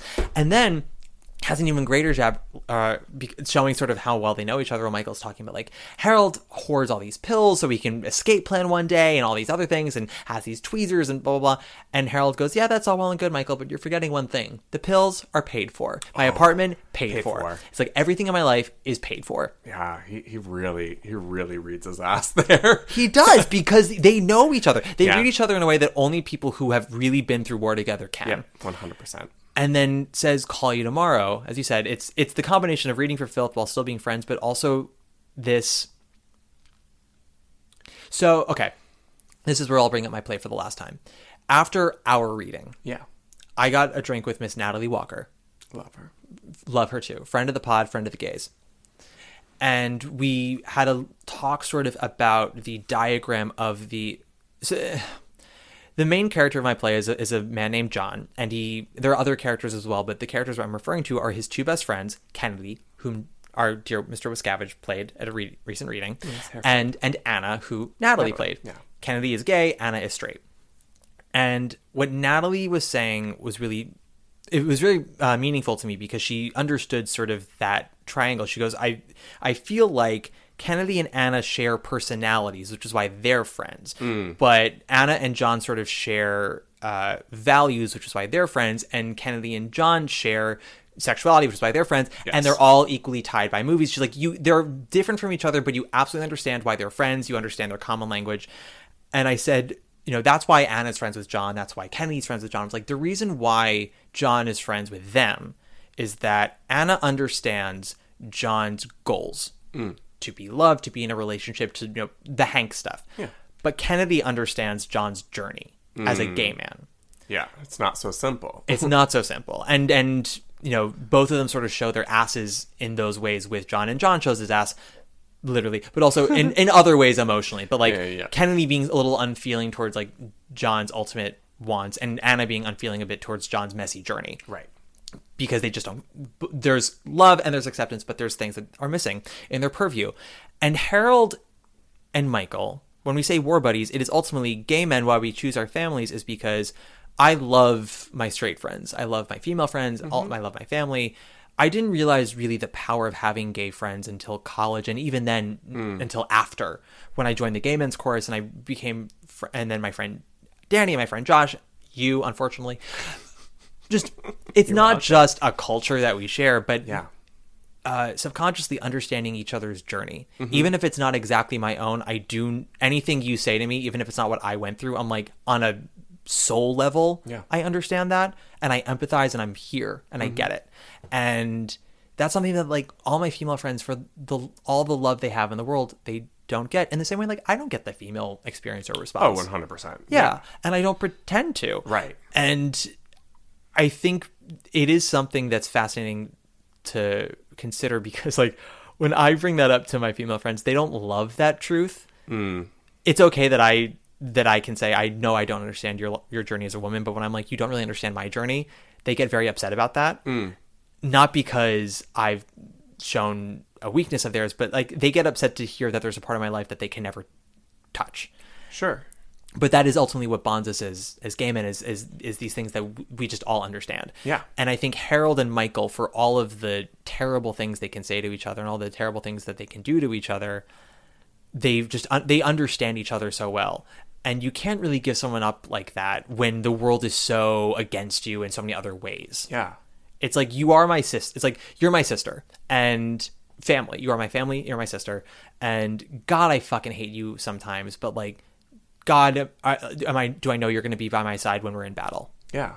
Well, and like, one of the things too that like really is so poignant to Harold and Michael's relationship and that final exchange is the fact that I think so many people in life, but specifically gay men, because of, or let's say queer people in general, there is, because of who we are and the journeys we go on, there's a lot of conditional love, and there's a lot of issues with like not receiving unconditional love from family. But like, what the thing of "I'll call you tomorrow" says is unconditional love. It's like, it's like, you just were such an ass for the last couple hours. You ruined my birthday, bitch. Like, you literally co-opted my birthday and ruined it. But you're a messy bitch who loves drama, and I love you. It is. I think everyone, that is such a human universal want, is unconditional love, but especially because we as queer people get so many conditions put onto how we are loved by others, especially by those who are in the heteronormative lifestyle, so often that one thing, and I know I keep making fun of it, but like, one thing that is so universal, and it's why that quote from Drag Race is so iconic, is we as gay people get to choose our family. And when you are family with someone, with your family, it's an unconditional love. And so, yes, there are moments in this play as I was watching it, or watching the movie, where I was so aware of things that were kind of like took me back, and I was like, warning, like problematic, ga. But there were so many other parts of it, or even those parts that were problematic, that were just so human. And to err is to human. Yeah. Like, honestly. And I thought that I expected to enjoy this play. I knew that there were going to be parts of it that were going to be tough, but I really loved it. As kind of like a general judgment of it, it really spoke to me. I thought for this being from the time period it was from, and also now reading more of the things that like about it and knowing about like and what you just said too, or what you said earlier in the podcast about its journey in the American theater and the importance that it holds in the American theater. You know, she is messy, but she is kind. Yeah, she's messy. She's kind. You know, I really enjoyed it. I did too. I still do. My bumps with it are more like dramaturgical than they are thematic or political. Sure. And especially now that we have so many more queer works to look at, like it can be a part of the tapestry and be a shade of it. But are you going to compare a cave drawing to the Mona Lisa? If you are, you're living a sad life. Yeah, that's like that's like comparing me to you. Yeah, 100. You're the finished product. I was going to say I'm the cave drawing. Oh, sure. I was painted with dung. Yeah. Well, so that Harold speech in that final "Call You Tomorrow." First of all, it's "Call you tomorrow," not "Call me." Call you. Yeah, exactly. Like he's going to do it. I'm going to pick up the phone tomorrow. I'm going to call you. Yeah. It's almost as if like Michael wants someone to tell him, "I hate you," and instead Harold says, "I understand you." Yeah. And you know that I do. And you know, believe it or not, you did not burn everything to the ground, but it is going to be tomorrow is going to be tough. Yeah. But it's going to happen. And he even says afterwards, Michael's like, tomorrow's going to be a real ick day. And then when everyone goes, you know, Bernard's kind of having a bit of a drunken crisis because he feels he should never have called. Emery takes him home. Hank and Larry are still upstairs fucking. Yeah. Alan goes, and Michael has a major panic attack. Yeah. Major anxiety attack, and Donald sort of calms him down. It's hard to watch in the movie without people around you, because there are moments that I feel like probably actually secretly landed with a bit of humor on stage. Sure. Like when he's having the panic attack and Donald says, "I'll give you a Valium," and Michael says within gasps, "No, with alcohol, I don't want to die." And I mean, he says it with a lot of passion and yes, it is like an intense moment. Yeah, but I can imagine the audience hearing that and like kind of having a nice sort of break the tension laugh. He's like, "No, alcohol, I don't want to die." Like it's and Donald's like, "I'm not giving you the whole bottle. Right. I'm giving you one." I know. And then eventually Michael comes down and he ends the play by going to St. Malachy's for mass. So you're not sure where Michael's at by the end of it. But I do want, as we get into the legacy and then sort of talk about more our own feelings, I do want to cut into the Alan bit a little bit more. Sure. And theories. Yeah. Of Alan, is Alan gay? Is Alan straight? Why did he come to New York? Why did he and Fran split? Why did he call Michael? Why was it so important? And why did he show up when he said he wasn't going to? Right. Because if he is secretly gay and is maybe figuring out if now's the time to do it, calling Michael, he had somehow understood that Michael was gay, even if Michael wasn't out to him. Right. Correct. And Alan is not dumb. He's so square, but he's not dumb. Yeah. The moment he gets there and sees how everyone's acting, he understands that this is a queer party. Yeah. And so if he didn't know it before then, he knew then. Oh, yeah. And understands that this is who Michael is and the life Michael's been living.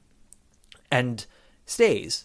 Right. So when people go, "Oh, I don't think Alan is gay," my question is then why does he stay? Yeah. Why does he continue to stay? And I think that's Michael's question, too. Yeah. Because at one point, when Alan's finally saying he's going to go pre-phone call, and Michael keeps telling him, "You're going to stay," and Emery's like, "Just let him go." Michael's like, "He's not going, because if he was going to go, he would have left." Yeah. Yeah, you absolutely would have left. If this truly sickened you, if you weren't curious, if you weren't feeling something, you would have gone, but you're here, bitch. Right.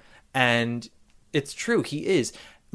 Watching the movie and the way that the actor plays Alan in that phone call and then sort of all of it, I feel like, this is my dark brain maybe, I feel like there's two roads that Alan is thinking when he shows up to New York. If he and his wife are possibly splitting, and he's taken the trouble to buy a plane ticket to fly to New York, also shows up in a fucking tuxedo. I know.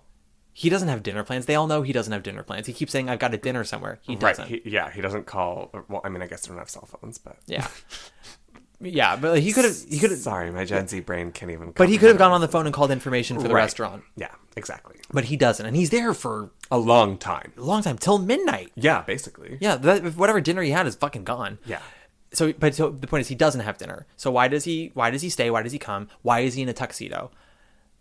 I think if I'm going with a healthy route, Alan maybe wanted to go out to dinner with Michael and talk about the things he's been feeling and ask Michael, guidance about it. If there's possible, to quote a certain homosexual I spoke to today, dipping his toes in the homosexual pool. Yeah, of course. Yeah. Possible. And if he wasn't brave enough to do that, or if it didn't go well, I think Alan might have been exit planning. Yeah, I kind of got that a little bit as well. I got the vibe that Alan was sort of dressing up in the Plaza Hotel, wherever he was, and was gonna kill himself. Yeah. Because he couldn't deal with it. Yeah. And I think that's ultimately shown in the end when he goes back to the familiar and the safe. Yep. And also sees, not in everyone around him, because he does like Hank. He has no ill feelings towards Larry or Donald, although they seem to be relatively sane for him. I think he's more sort of, I think he's not sickened by Hank and Larry being together. I think I think there's a jealousy there. The only one who really kind of, quote unquote, disturbs him is Emery, and that is just his own square upbringing of how men should act. Well, exactly. Yeah. Watching Michael be Michael in that night, I think ultimately is what pushes him back into the closet and goes to the comfort of that life. And at the very least, like I just cannot process any of this, which is a tragedy in the end. He might be going where there is love, and he might be going where there is safety and comfort, but what Alan will not realize until he's almost dead is that it's not going to be enough. Yeah. Yeah, no, I think that theory really rings true, because I also kind of had the feeling that exit planning did seem kind of like it was going to be part of it. Yeah, I do think, and I love ambiguity in theater. Yeah, I love when there is a role or a show where basically it is like canon that the actor gets to decide what the truth is for that character. And so I love that for Alan, but I do have to say with the movie, again, it just, something about it really did ring that he is a repressed homosexual, and that he came to New York to live this new life. I do think that, like, what you said too is like so true, is, he sees Michael is the one that kind of like pushes him over, but I think that's less about Alan and more about Michael, because something you were talking about when we were talking about Michael and Harold kind of like really jumped out to me about, like, I think what Michael really wants, like at the end of the day subconsciously, is someone to hate him as much as he hates himself, so that he feels justified in it. And he doesn't get it. He doesn't get what he wants, which, I mean, at the end of the day, he goes to church, which for some people is the closest you can get as a queer person to. But he also, it's St. Malachy's, that is the church that like Broadway actors go to. Oh, I didn't know that. Yeah, it's the one. It's right next to where Chicago is. Oh, sure. No, I know what you're talking about. Yeah, it's that church. It's not a. So for also the other thing is, like, he's going across town to go there. Like because Michael lives in the East 50s, right? So he's going to like West 47th Street to go to church. Well, that's a self-hating homosexual. Sure is. Speeding in 15 minutes to get there. Jesus Christ. Yeah. But yeah, I think with Alan, I do think, at least with the movie, and I don't know with the who plays him in the updated version. Alan in the updated one, it's Brian Hutchinson. Who is that? What do I know? He's the homosexual. He's done a lot of film and TV. That's mostly what he's done, but he has been doing a lot more theater lately. He did Downstate at Playwrights. He replaced the actor in that. Let's see it. Yeah. So Brian and I don't want to say we're friends. We're Instagram friends. Sure. So we've like done a couple of DMs back and forth, and I know that he has his opinion on Alan. And the movie version of that cast, they do a little bit of like here's like an establishing shot of what everyone's up to. So like Emery and Bernard are in the cab. Hank and Larry are making out in Michael's bedroom. And Alan says he's going straight home, but he is at a bar alone having a drink. So Gay thing to do.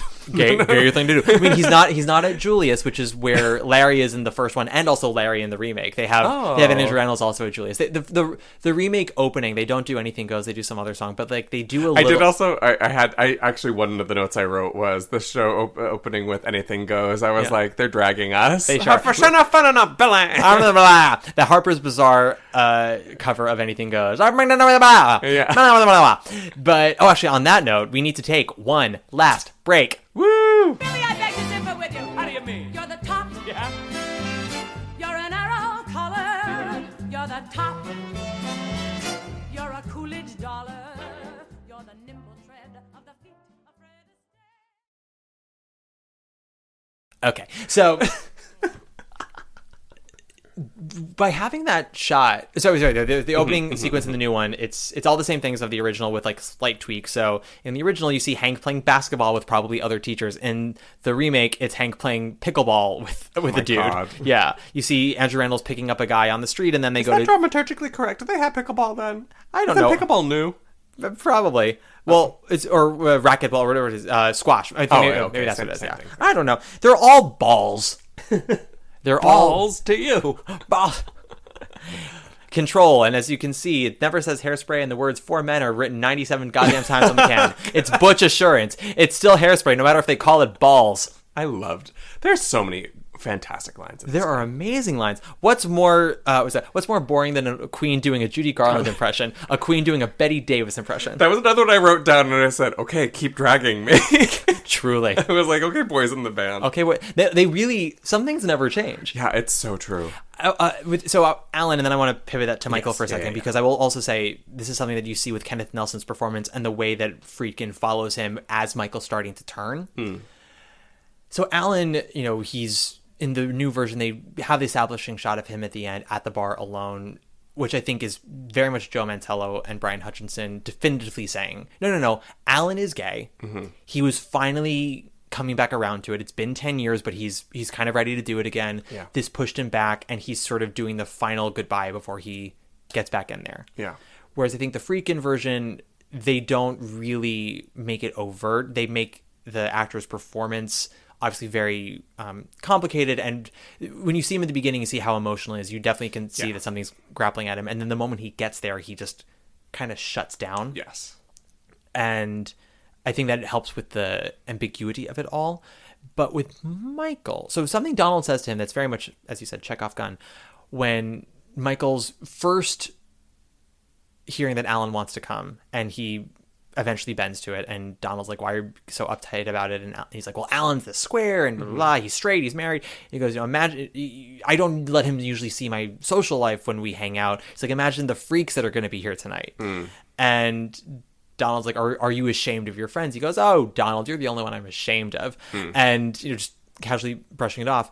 And in a way, he is ashamed of them. He's ashamed of all of them. Yeah. But in the same way that, like, I don't know how to say this and not sound hateful. I think Michael is someone who's, because he has all the ammunition he has on everyone because he's observed so well. Yeah. Which makes sense that he was a writer in the play and becomes an actor in this version. But there are times, and maybe you don't know what I'm talking about, or maybe you do, when I find myself sort of standing outside of the moment and sort of seeing everything. And if I'm not having fun, I can get very negative about it all. Myself and everyone included. Yeah. And sometimes I just will see hypocrisy. I will see silliness that doesn't seem joyful, but seems counterproductive or detrimental. Sure. And everyone has their ways of having fun, but like, I am not a club person. Yeah. I never really was. I tried it for a while, and I tried really hard to make it a thing, and I just couldn't do it. And anytime that I find myself at a club now, which is once every 2 years, Sure. I do find myself a little bit in judgment of everyone there, and that's why I kind of leave, because I'm like, that's not good for me. That's not good for them. Like, let them have their fun. But when you're the sober one, when you're the one who's not enjoying yourself, and you see how everyone else is enjoying the thing that you're not liking, it makes you think less of them. When you see the people, this is a legitimate, definite read. When you see the Broadway actors who bemoan that they don't have the money to pay rent, but you see that they took their weekend to pay for like a 5-digit vacation at Disney World. Sure. Yeah. And you go, I'm sorry, it's hard for me to respect you as a queer person or as any person when this is how you're choosing to express your individuality of doing it for the gram, living your life for the gram and doing all these things for the gram and using your queerness for the gram. It sometimes I can get a little edgy about it. Sure. So I can see when Kenneth Nelson turns as Michael and the thing that was bringing him joy at first, the dancing, the quips, and then watching it all from a different angle and being like, God, these are all freaks. That is the Maleficent version of what I'm talking about for myself. Sure, but I think there's a lot of validity in that. Yeah, and I think it's something we all have. Anything with the right filter can become beautiful or disgusting at any point. Oh, yeah. Sometimes I oscillate the same thing multiple times in an hour. I'm like, I love this. I hate this. I love this. I hate this. Yeah. Yeah. I think that's a very true observation with Michael and that I didn't put together. But I mean, it really is. Once Alan arrives, he views his homosexuality and his friends' homosexualities through that lens of like how a straight person or a straight presenting person views them. And I think he does. I mean, I in some ways, I'm sure that's why the phone call comes about, because he knows they're gonna, like, what a fucking embarrassing, like journey, you know, like who, no one wins with a game like that. Yeah. Like you're just torturing them. You're flaunting their trauma.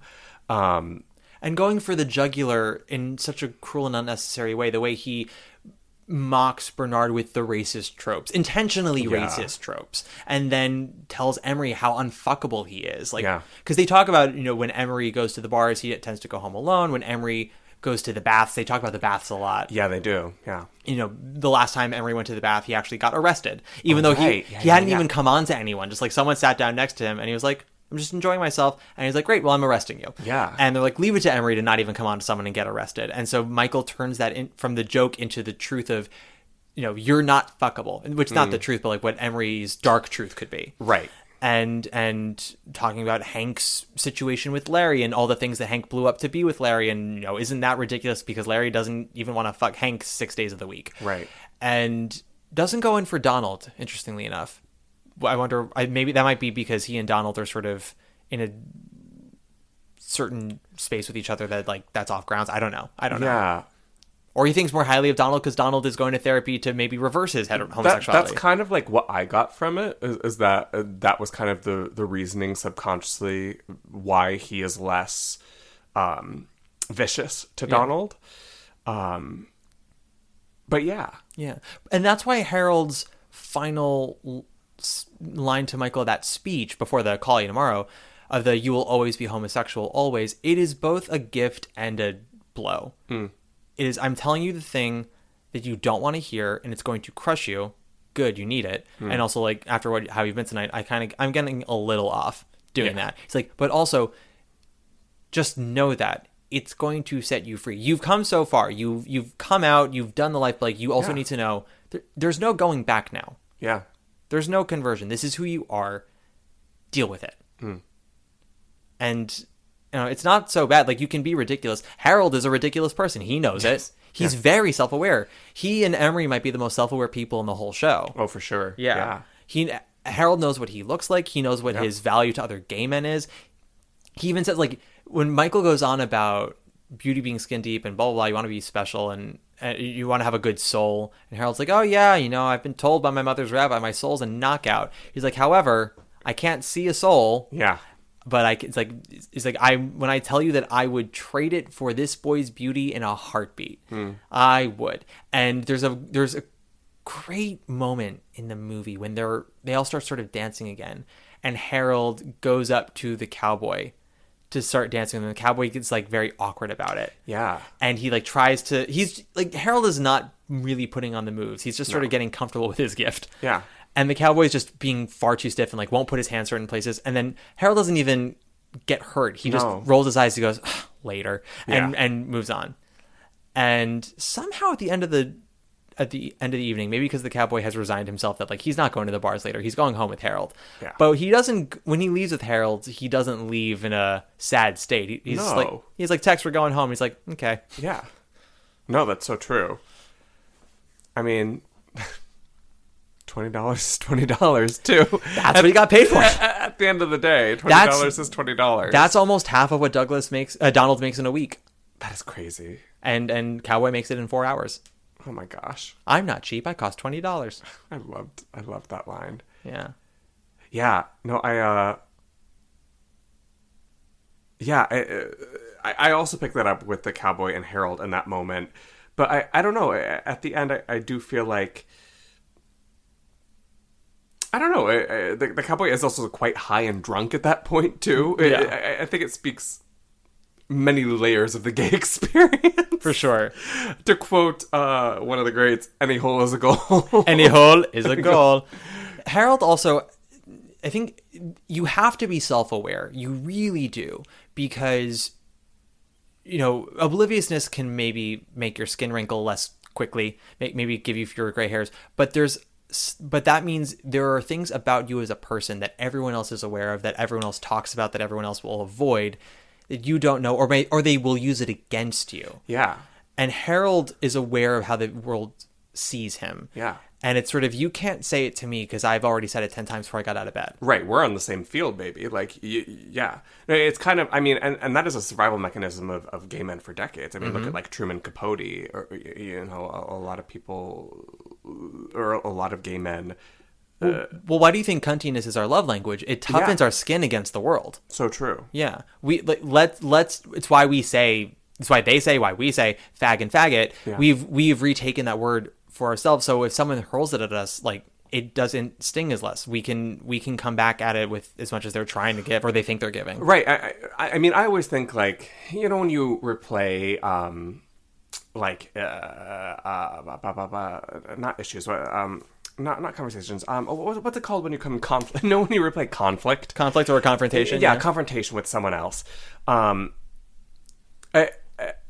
believe, like, even like Trixie and Kati have said this before, but it's like so true. It's like, it used to be, or at least like when we were younger, I mean, the most mortifying thing would be someone being like, "Oh, faggot." Yeah. But it's like, okay, yeah. Like that. You're saying the same. You're saying a truth about me. Yeah. You know, you're like that's like me calling you ugly. Like, we all know it's true. Yeah, it's like me saying. It's like me saying to you. Not you. I meant the person I'm in conflict with. Yeah. No. Where if I'm like yo, blonde. Yeah. No. Exactly. It's like yo, human. Like, yeah. it really. You with the shoes on, like there is a power to reclaiming and also just of being self-aware, because if you are, I mean, it is the old thing too, and it's why so many gay people we go too far with the pendulum swing of self-deprecation. But it's like, if I make fun of myself, you have no ammo. Yeah. Well, and I mean, think about, to turn this on women for a second, but think about I've heard of women. Yeah. Think about the popularity of Amy Schumer, of when she was most loved by the world, was when her humor was all against herself. Yeah, no, it was literally, when she went on Ellen and was talking about, like, oh, when I went to this basketball game and sat next to that Glee girl, and like she played a character named Quinn because she's beautiful and she can. If I played Quinn, I would be like the fat, ugly bartender, and everyone in the audience is like, oh, brah, brah, brah, brah. Yeah. Or she goes on Jimmy Fallon and she's like, oh, Bradley Cooper won't fuck me because I'm fat, and everyone's like, brah, brah, brah, brah. And then the moment she goes, I think I'm pretty beautiful and I like my life and I'm confident in my intelligence, everyone's like, oh my god, everyone's like, oh, how dare you? Yeah, like, oh, cringe. Later, girl. And listen, like. Well, she's also done other things recently. She's done a lot. No, she's done a lot of cringe. There's a good amount of things recently. But it's not the recently that they turned. Right. No, you are correct. Yeah, they turned when she stopped with the self-deprecating. Yes. And it was like, how dare you not look like Margot Robbie and pretend that you can just be nice and confident and stand your ground like that. I don't like that. Yeah. Yeah. So I chose. That's so true. Yeah, I chose Amy Schumer for that turn specifically, not because of who she is as a person, or who she's chosen to be lately, but for that moment. Yeah, no, that's a really great example of that. Yeah.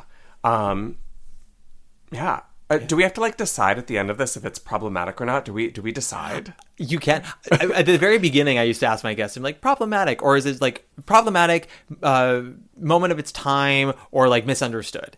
And I don't really care about that anymore. And I feel like with Boys in the Band, it's a little bit of its time and misunderstood. I would agree. Yeah. Yeah. I don't think it's dated because so much of it holds up. So much of it holds up. And so much of it is still relevant. Yeah. And Mark Crowley was on Theater Talk. For part of my research, I watched an interview with Mark Crowley, Michael Musto, and the original Hank, Lawrence Luckinbill. And they asked Michael Musto, like, is it dated? He was like, fuck no. Absolutely not. And anyone who says... So, okay, talking about the problematic elements, not just any of the racial stuff or anything like that, but truly, when... So the play came out in 1968, and it had its detractors. It had... Edward Albee and people like that. Right. And then Stonewall happens in 1969 and the movie comes out in 1970. And the movie gets protested by gay men. And it's actually for being a detrimental viewing of homosexuals and their experience. We don't all get drunk and hate ourselves. We don't yell at our friends, like, blah, blah, blah. And it was like, and that became the narrative about the Boys in the Band for like 25 years. And that's why Ben Brantley's review in the 90s of the Off-Broadway revival was, I guess it's okay to like it again. But then it was sort of put back in because that revival didn't really go great. Yeah. And it wasn't really until the 2018 revival with all of the gays that it came back into the pop culture zeitgeist and won revival, and they did the Netflix movie. And I would still argue a lot of people don't know it. More people know it now than they did. Sure. It was very much a thing. Stopped being a thing. And, Mark Crowley never really had the success that Boys in the Band implied he would. He went off to Hollywood. He lived off of his Boys in the Band money forever and tried to write some more things and did this, and none of that worked out. He wrote another play that bombed, and then eventually Natalie Wood got him another job in Hollywood, being the showrunner for her husband's TV show Heart to Heart, which gave him money, gave him clout, and from then on in, it was sort of like odd TV jobs. Yeah. Then wrote his sequel to Boys in the Band, but he never became a prolific playwright. He became more of a one and done. Yeah. And everyone in that original company, while some of them had strong careers, a lot of them got cut short due to AIDS. People like Lawrence Luckinbill became a Tony nominee, but never really was a leading man after Boys in the Band. And Cliff Gorman started to, but he died in the early 80s. So like its cultural footprint is odd. And so there is still the backlash of like, well, we don't want people seeing us this way. We want positive reinforcement. To which I go, well, that's just ignoring all the things that are actually there. Mm-hmm. There are still people who are like this. Yep. Because there is still a world telling people that being queer is not okay. Yep. There's a world telling you that, bisexuality doesn't exist, that choose one or the other, or if you're gay, there's something wrong with you. There was, I mean, even more so now than even the last decade. Like, I feel like in the 90s and early 2000s, there was a part where, like, it started to be less troublesome. We had things like The Birdcage and In and Out, movies that have also come under scrutiny now that I think is super unfair and dumb, but that's a story for another day. Yeah. And Will and Grace happens, and that had its scrutiny, but whatever. Yeah. And then things like the Matthew Shepard murder and Proposition 8 sort of just shows you how it's never over, and you can't just say, we only want positive representations, because there are people... You never know what's going to touch anybody, what's going to make anyone come around. And Boys in the Band was a lot of people's first insight into homosexuals. And Edward Albee viewed it as, it gave straight audiences a chance to have disdain for us for a reason. And then other people said, no, it gave them empathy towards us for the first time, because not even 6 months prior to Boys in the Band coming out, fucking NBC did an hour-long special about the grossness of homosexuality and the sort of psychological torment of it, and the treating gays like we were cartoon crooks in the night coming in the alleyways, coming up to your apartment and being like, let me tell you about Judy Garland and fuck your husband. Like, that was what they're saying. Right. Yeah. Which, I mean, now it's, trans people are trying to sneak into your bathrooms to question mark. Yeah. Trans people are coming into your bathrooms to either assault women or tell children that they should be trans. It's very dumb. And the truth is that people know it's dumb. If it's that simple, it's a dumb argument. Yeah. And you need to show the struggle that some people still have, so that way people who are struggling don't feel alone, because it can be very aspirational to look at a movie about someone who gets all the acceptance in the world. It's why I actually really, speaking of Ryan Murphy fucking things up, it's why I really hated the Prom movie. Because I actually never watched it. You don't need to. Yeah. The one thing I'll say about it is that Meryl actually sounds really, really good. Oh, good for Donna Murphy. This had Oscar Buzz also likes to promote the theory that Donna Murphy dubbed Meryl. I'm like, she didn't, and you need to stop. Like, this is dangerous to children. Not boys. This is the real danger. This is the real danger, not the boys in the band. Hot take. But in the stage show, because I know you know the stage show, our lovely friend Caitlin, baby. That fucking dum-dum. But I always loved in the Prom, the stage show, that we had 3 elements of queer acceptance, or non-acceptance, if you will. We had the kids who turn over really quickly because they're not 25 yet. They're still Toll House cookies unbroken. They're easy bake. That's what we said, right? Easy bake. They're easy bake. They're the microwave. They're mug cake. Yeah.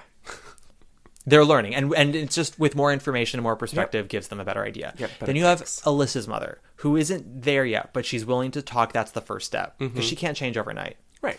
And then you have Brooks Ashmanskas' character, Barry, who is grown up, has been out for 20 years, and still doesn't talk to his parents. But that's okay, because he's had to learn to make it okay. Yeah. And the movie goes, no, the kids are going to turn around immediately. Kerry Washington's going to be upset about it for a minute, then come back to that prom in 5 minutes in a rainbow dress and be like, you're my daughter, I love you. Tracy Ullman is Barry's mom. She shows up. She's like, I know it's been all these years, but I love you and I accept you. So when someone comes out and sees that, comes out and goes, well, everyone will accept me, or if they don't, they'll accept me in 2 minutes. But that doesn't always happen. They won't go, oh, this person isn't there yet, or this person will never be there. They go, did I come out wrong? Did I do this incorrectly? Right. Because Ryan Murphy tells me everyone will just be accepting. Yeah. And the stage show is like, no, not everyone will be. And Boys in the Band is like, not everyone's going to accept you. Yeah. Your chosen family will, but the world, there's still a world out there that's going to hurt you. You have to learn to be okay with who you are, because no matter what any party says, no matter what any church says, being gay is not a problem. It's not something that you need to analyze. You need your desire to fail, Donald. Sure. Analyze her. Yeah. Let's delve into those waters. Yeah. Go to Alcoholics Anonymous, Michael. Yeah. But the gay part, no. As Harold says, you will always be gay, always. And in a beautiful way that is, it seems like a dagger, but it's the dagger that's cutting off your strings to self-torture. Self-hatred. Completely. You'll always be gay. Cut. Yeah. Yeah. Love it. Love to see it. But yeah, that's ultimately why this play is in this series, because of that. And also, as you said, Gen Z's desire to have no conflict, no drama, no sex, no blood, no danger. It's why they all loved this Sweeney Todd. Hot tonic. But yeah, what would Gen Z say about this play? All my Gen Z listeners, tell me. Yeah, if you're a Gen Zer, comment. No, I don't know. I would really be intrigued to, because I do also, I crack on Gen Z so much, but I do have to say, so many of the people that I've worked with in the last couple months and years who are younger are so not this. I'm doing the same thing that they're doing to the movies, where I'm taking snapshots and I'm making extreme generalizations about this must be the infinite truth. I also the infinite truth, Ellen, is that there is no infinite truth. There is no infinite truth. I also want to say, every time I've been to the theater in the last 2 years, it's never been a Gen Zer whipping out their phone in the middle of the show. It's been a fucking boomer. Gosh, it's been a boomer. About it. Tell me about it. Honestly, anytime we have to put our phones in those bags, I'm like, thank God. Yep. Thank God, because someone out there is going to, in the quietest moment of the play, have Kelly Clarkson's Breakaway. Yeah, and it's stupid. It's honestly, I've been so happy for the plays this season, but I've always dreaded going, because I just knew it was going to be filled with boomers who were going to see the play because it's what you go see. Yeah. And I'm like, a phone is going to go off. Someone's going to have to whip their phone out to check a text. They're going to that is the moment that Rachel McAdams is churning her guts out is the moment that someone's going to decide to open their box of popcorn and munch. Oh my God. Someone was unwrapping something when I saw that show for the first like 20 minutes. I was like, and it was not a Gen Zer. It was I don't even know what it was. The biggest fucking Werthers imaginable. Every generation has their shit. Yeah. Luckily, as millennials, we're perfect. we saw it with you at the very beginning. Millennials, we flip flop. Yeah. I mean, honey. Yeah. If you're not flip flopping, you're not doing drag. We're not. You sure ain't. And if you're Gen X, you're not always making the best art. About them. Everyone do. They're not always making the best art. I'll say that. Boop. They're the ones writing a lot of the scores for Broadway right now, and I'm like, I think you need to pass the torch to someone who's willing to not give nodes. Honey. Give me a note, but not a node. So true. So true. I swear to God, there are so many times. Sorry, no, this is when I become a boomer. So many times over these last couple of years where I leave a theater and I'm like, my ears hurt. Like, it was impressive, but I didn't like it. Nope. You sang so high. You know, I'm going to say something controversial. That's the real problematic in theater, is singing too high. Singing too high and sound and speakers that are too loud. Yeah. Dear God. Also, bad scripts. Well, but that's a story for another day. Yeah. When we had Best Book of a Musical this year, I was like, I think we can maybe just let this one go today. I don't think we need this category this year. Who won Best Book? It was Seth's. Okay. Seth's was probably my third choice in that category, but there was no winner for me. Yeah. It was like, okay, which of you is, the Alan of the group? Yeah, no, so legit. Yeah. Not doing the most harm, but definitely not coming out and yeah, you're no Emery. No, dear God, no. Yeah, you're not coming in with lasagna and cake and nice stories and lockjaw jokes. Yeah. What's the matter? Anytime someone says "suck my dick," just go, "What's the matter?" Well, actually, you know what I'm gonna say? I'm gonna get even worse than that. I'm like, "What's the matter? Your priest have lockjaw?" Oh God. I can make that joke because I've been groomed. You cannot. Honey, I mean, literally one of my youth counselors is in jail for molesting boys on trips that I was on. If it was not for my brother being there, you would have been you. Honey, you're like, you think it's your brother that kept that from happening and not you being you? You really think that, baby? I have to tell myself. You really think that horrible. that charismatic pedo did not stop by you and go, no, not this one. One of these things is not like the other. Listen, he was an Italian fireman. I was a young child. We all make mistakes. We all make mistakes. But he made a lot more mistakes. He made crimes. He made horrible crimes. I can make those jokes too. Delbert Botts, that man is not. Oh God, we all need to find a DDS. We sure do. To DDRS. That dick's doing something. DDS. With Delbert Botts and his magical organs. No. What? Appendages. Okay, phalanges. Yeah. Phalanges, that yes. was it. That's the word you used. Yes, that's what it was. So John, I guess final phrases on Boys in the Band, because again, when it comes to legacy, the real legacy of Boys in the Band is the queer canon we have now. When you think about it, in the documentary Making the Boys, Terrence McNally was like, honestly, I can't tell you if I would have written Love, Valor, Compassion if it wasn't for Boys in the Band. And then I think it's Candy something. Who was the trans choreographer who choreographed season 8's finale? Do you remember her name? Candace Cain. Candace Cain, yeah. Yeah. Candace Cain was interviewed and she was like, someone had to go first. Yeah. She's like, and it's Boys in the Band. She's like, and I'll say, when I first saw it, it terrified me and I didn't like it. She goes, I've come to appreciate it now. But ultimately, just the truth is someone had to go first. Albee wouldn't go first. Williams wouldn't go first. Crowley went first. Well, and I mean, ironically, I mean, it's so sad, but so one of the things that, like, in the last couple of years that I've really gotten into is early pre-Hays Code homosexuality in art and specifically in film. And so I have this DVD, speaking of DVDs, that I bought from, like, eBay, of this 1927 German film, a silent film that is considered the first positive like portrayal of homosexuality as the main like a homosexual as the main character. Whereas like, yes, of course there is unfortunately a tragic death of another homosexual, but like it still at the end was not like, oh, it's his fault and whatnot. But the thing that the Boys in the Band as a marker really kind of like, to me, why it is so important is that unfortunately history goes in cycles, and unfortunately we are almost completely mirroring exactly what happened in the 20s and the 30s like in the world 100 years ago. And so without those pieces, you know, if it weren't for something like that, like what is that, from the 30s to the 70s, that's 40 years that are just lost. 40 years of gay art that could have been, of Cat on a Hot Tin Roof that could have been, you know what I mean, like from the film version, because of how yes, how they it's took watched. out the homosexuality in the film. But like, I think that something can be problematic and something can also be really important. Yeah. And I think that when we ask so many times as queer people for people to view things out of a binary, and unfortunately we are also conditioned to view certain things in a binary.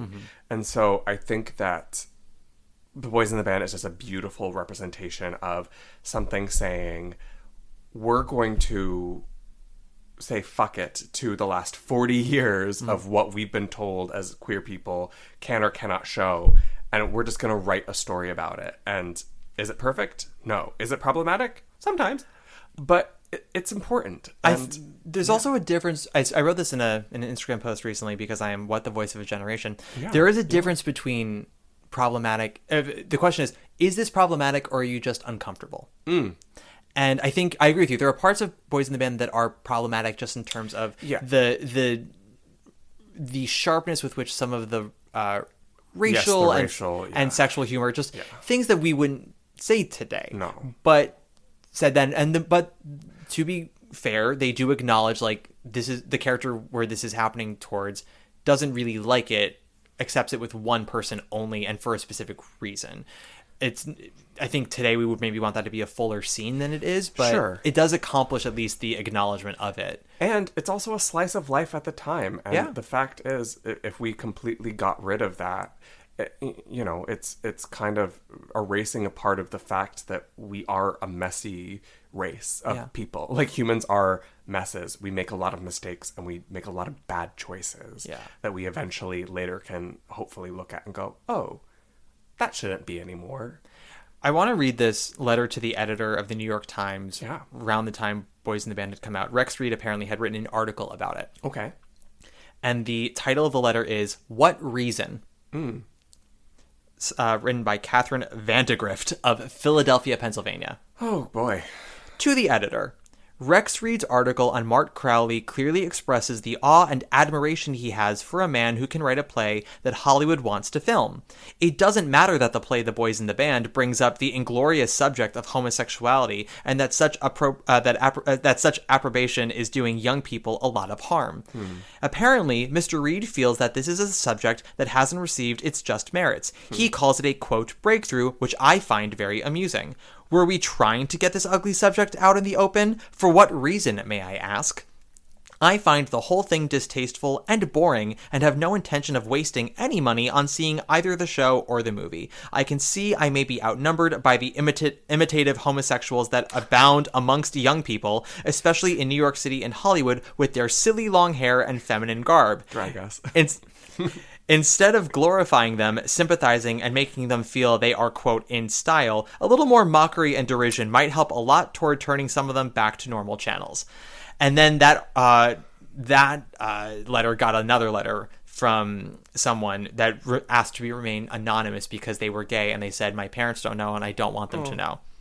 But they basically said, like, this letter is bullshit. Her attitudes and ideas do mirror a lot of society. She goes, but for what reason? Because we need it, because this is very, like, there are things about Boys in the Band I don't like, but a lot of it is very true, and it just needs to exist. And also, by the way, she can't say anything if she hasn't seen it. She needs to see it before she has an opinion. And like, he's like, talks about our long hair and feminine garb. He's like, yeah, that's some people, but like, that's not everyone. And like, no, he goes, no one chooses to be gay. You are gay. No one can persuade it to you. And in the same way, no one can persuade me to be straight.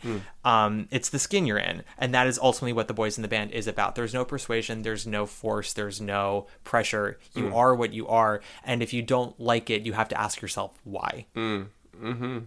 So for Catherine Vandergrift, why do you find it such an ugly subject, Catherine? Is because you were able to he also says the reason why she finds it so ugly is because it just hasn't been out there for so long. And it's the same way right now with trans rights, when so many people who are dumb say people are just trans left and right now because everyone's just getting indoctrinated, groomed. And it's like, no, they've always been here. You're hearing more about it because people are feeling more comfortable in their own skin to come out, and with each new person that comes out, another person feels safe to come out as well. And with representation in media, they see themselves. That is why, and that is a good thing, because if we don't have that, then we lead to suicide, we lead to murder, we lead to so many ugly things. And the difference between like a right-winger being like, well, I'm just being who I am, and a trans person saying I am who I am, a trans person's desire to be their authentic self doesn't harm anybody. Zero.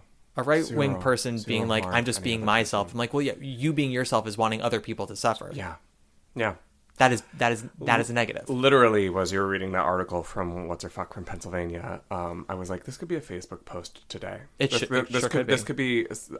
I feel like I'm reading that on someone's Facebook right now. Yeah. History is so cyclical. It is. Well, the truth is that attitude has always been around, and it will always be around. Unfortunately, it's instinctual to be wary of someone different, but we also have to understand we are not those same. I think the truth is that right now I find that the minority opinion is the one that always shouts the loudest, so it can always feel like it's the overwhelming majority, especially with social media. Yeah, but so true. But it's important to know that like the overall cultural shift has happened with homosexuality. We see things like South Korea. Sorry, I'm just laughing because literally two of my nieces who have been homeschooled to like still go to church, go to like Christian colleges. When I like go home, the amount of times I hear them say like, yes, slay, okay, like work. Like I'm like, do you know what you're saying? Like, but also at the same time, they also, like with me and Adam, like they know they have a gay uncle, and so it is different. But sorry, I cut you. No. I'm sorry. I love that. Please tell me more personal stuff about you. That's all. Yeah, that's all. That's all I've learned about John in the last 5 years. But no, it's you see things like South Korea allowing same-sex couples to have.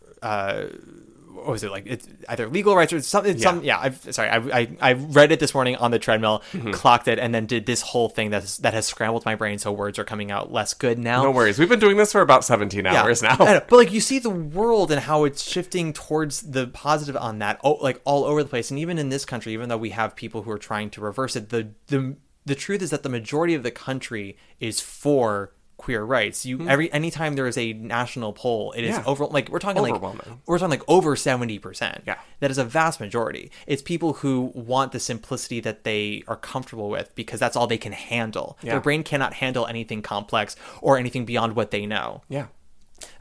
Which is a shame. Although, and we're not totally separate from that, because I think that something that I have felt with modern queer texts, and fight me on this if you disagree, but I feel like there was a time there was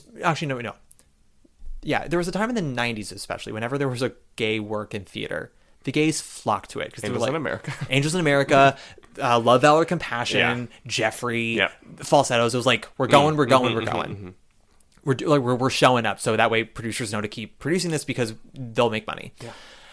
And in the last like 10-ish years, I feel like with more stories that we get and the more comfortable we get sort of expressing our opinions as gay men, queer people in general, but I feel like this is more a queer gay man thing.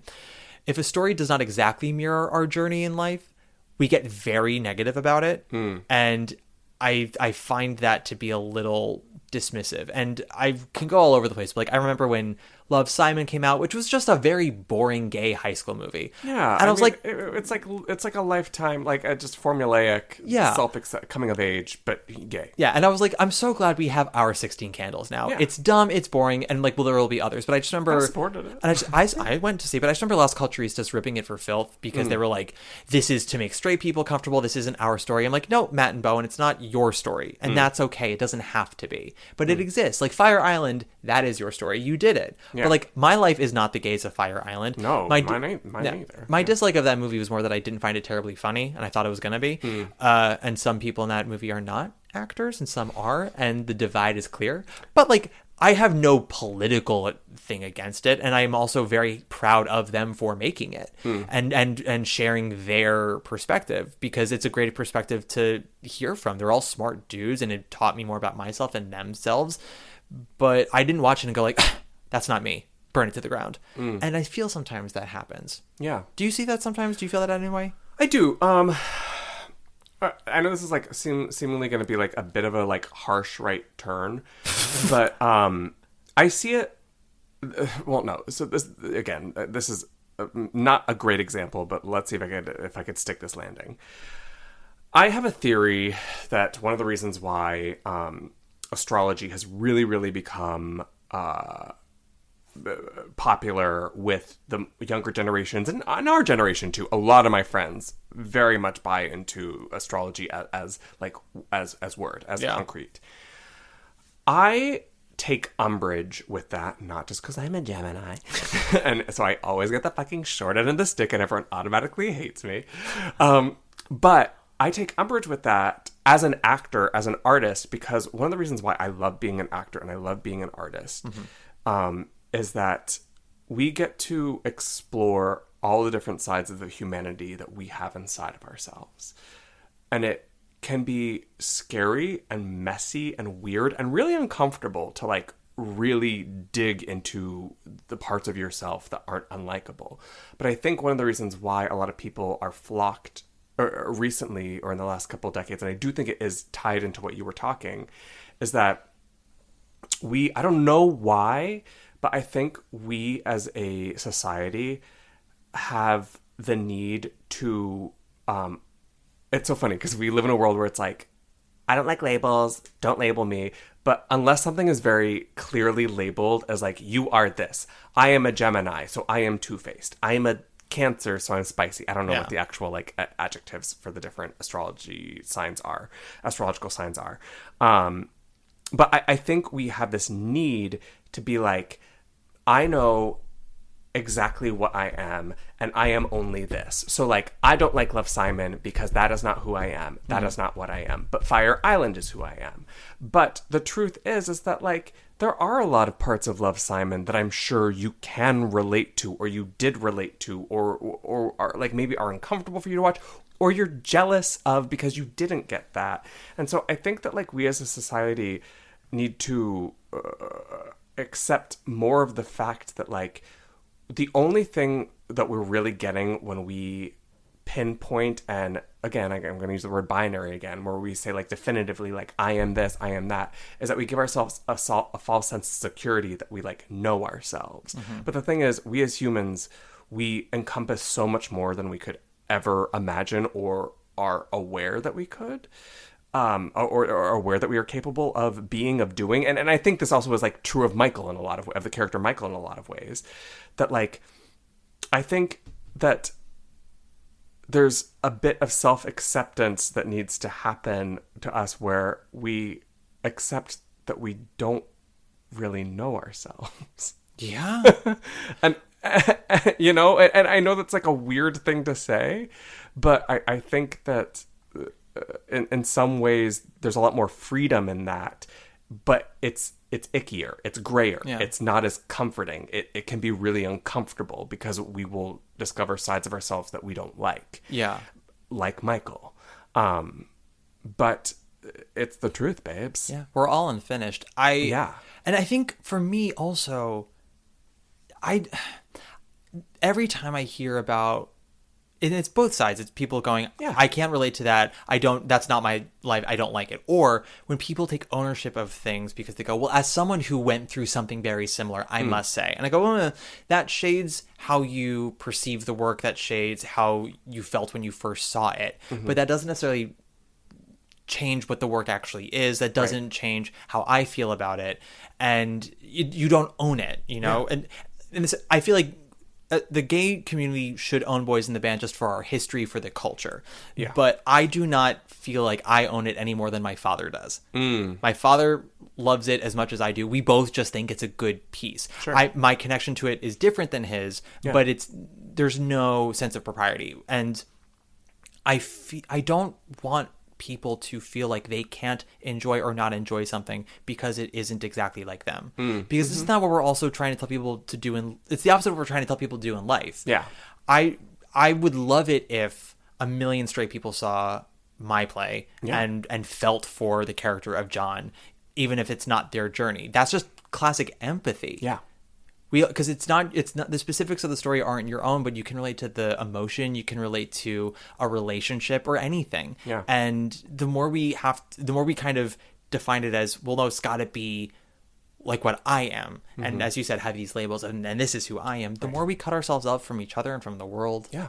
And art's supposed to do the exact opposite of that. It's supposed to do the literal opposite. Yeah, it's connecting us all. It's a communal response to a piece. It's I'm gonna write something about this on Instagram at some point, but like, it's why I hate the phones and the chewing and all that stuff and the latecomers and the talking. And you know, I think there's a time to cough and not cough, and you can always tell when a cough is an actual cough and when someone is just uncomfortable with a silence. Like, you didn't have to do that, right? But it is ultimately 1,000 people or more or less having a joint response to a singular thing. And sometimes there's a real sense of community of 1,300 people finding the exact same thing funny at the exact same time. 100. I love that feeling. God, Yeah. I love that feeling. Or 1,300 people all having different responses to a character portraying a character or doing this or doing that. It makes us smarter, it makes us better, it makes us more human. And and when people make it about themselves, when they shriek for the actor they know, when they do all these things, I'm like, this isn't about you. It's not about me. It's about us. Like, I'm being quiet so everyone can hear it. Yeah. If I laugh, it's because I'm genuinely laughing, not because I want Ramin to know that I found him funny that moment. You're going to go fishing for Ramin in other ways. You're going to be sliding into those DMs going, nice workout, bud. You know, he and we do go to the same gym. We do go to the same gym, but that's a whole other situation that I don't want to get into. It comes from that sense of, I want people to empathize with people who aren't like them on stage, and because that can lead to life. It all leads to life. Yeah, it does. Yeah. Ask questions. Don't share answers. I don't know what I'm saying. Well, yeah. And this is me sharing an answer by saying ask questions. Look that's what I mean. Look for messy. Exactly. Look for answers. The person who feels that they know everything is probably one of the dumbest people you know. Yeah, and I actually caught myself doing this recently. I was watching something and I was not enjoying it at first, but it was because I had made a snap judgment and I said, John, stop that. Look at this curiously. Just think curiously. And I enjoyed it so much more. And now you like straight porn. I do. Yeah. Good for you. No, I like my stepmom ate my ass. Now I like my aunt-in-law jerked me off. God. Yeah. My older brother's best friend and I did touch football naked. It's all fun and games till someone gets bukkakied. As Karen Walker said, in the end, we all finish ourselves off. Okay, straight in the end, we all finish ourselves off. Yeah, at the end, we all finish ourselves off. Karen Walker, she's the only Karen that we all love. I know, poet laureate. Yeah, poet laureate. Okay. Anything else you want to say, John? No, just thank you so much for having me. It's been such a pleasure. It's been such a pleasure. This, I think, this will be the second longest episode of Broadway Breakdown. Listen, part of me is like, I'm sure I could cut stuff. I'm also lazy now. You know what? I support it. Thank you. Let the fans trudge their way through our rambling.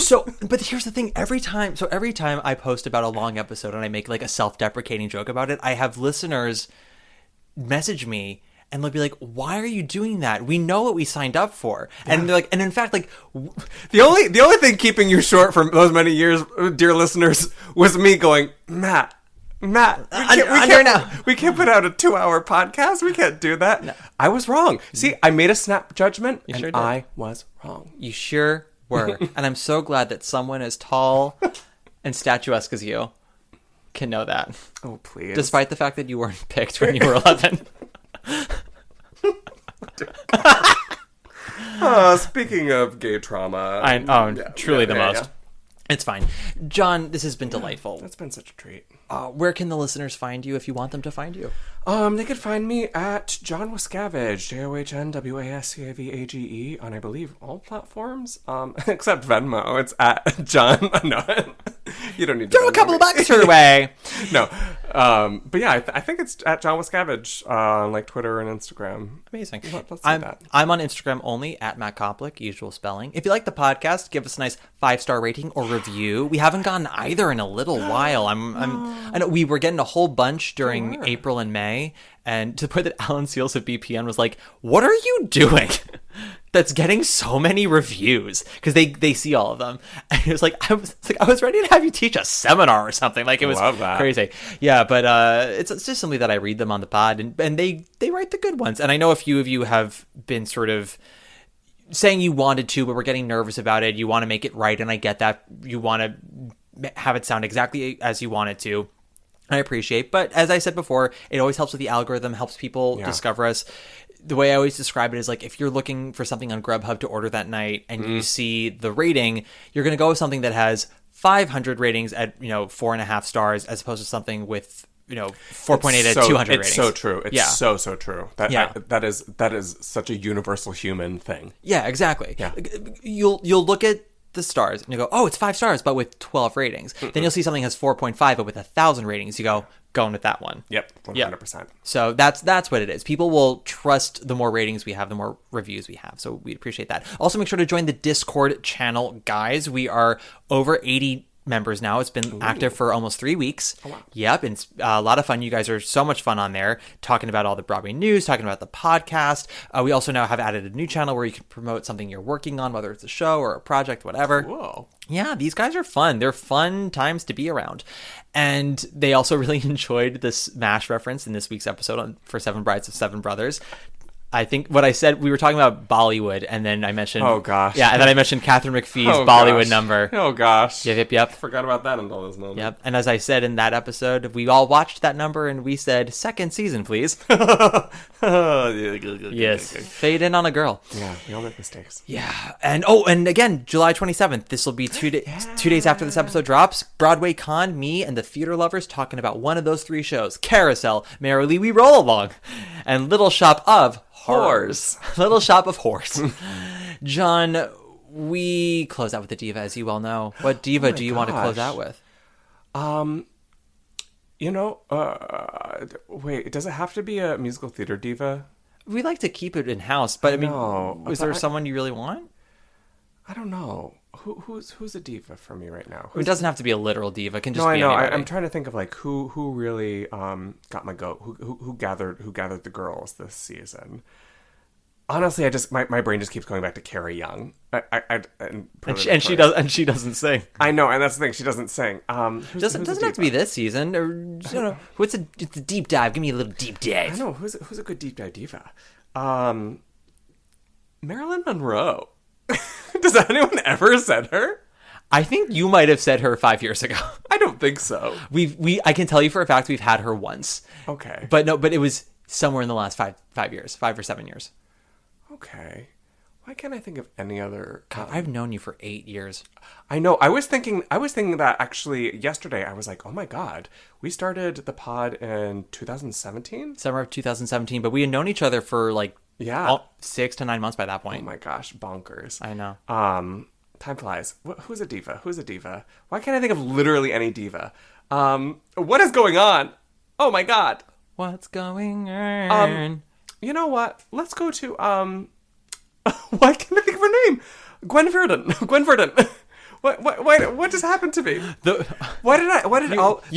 I've never talked for 3 hours. That's why. You want to know why? Because you were gonna say Riri ZZ. I was gonna say Riri ZZ, and then I was like, no. Riri Zelzel. And you're like, I can't give Matt the satisfaction to prove to David Sims that Renée Zellweger can sing that pompous beta male. I like David a lot. I will not let him stand on that opinion. You know what? Let's say Riri ZZ, because she has been getting kind of a moment recently with that gorgeous read on All Stars 9 of the name on everybody's lips is gonna be Jinx. But yes, let's do Riri because I like her, you like her. Yes. She's having the moment. The moment is her. The moment is now. Yes. And David Sims, you're a very smart critic and you're a very nice man, but you are so fucking wrong. He also doesn't like Rob Marshall, and he won't give Chicago the time of day it deserves. And I just got to say, he's a boy. He's a film boy, so he's big on Spielberg. So he's like, the West Side Story remake is a masterpiece. I'm like, the West Side Story remake is 40 minutes too long, and they fuck up the last third of the movie. And the choreography's fine, but that's a story for another day. Chicago is airtight and perfect, and I don't want to hear any arguments against it. Agreed. 100%. Airtight and perfect. It's the best movie musical of the century still. Yes, without a doubt. Without a doubt. Telling that to the world. Anyway, we're going to do Riri. Riri's going to close us out. All right, thank you so much for listening, guys. Thanks for having me. Take it away, Riri. Bye, Riri ZZ.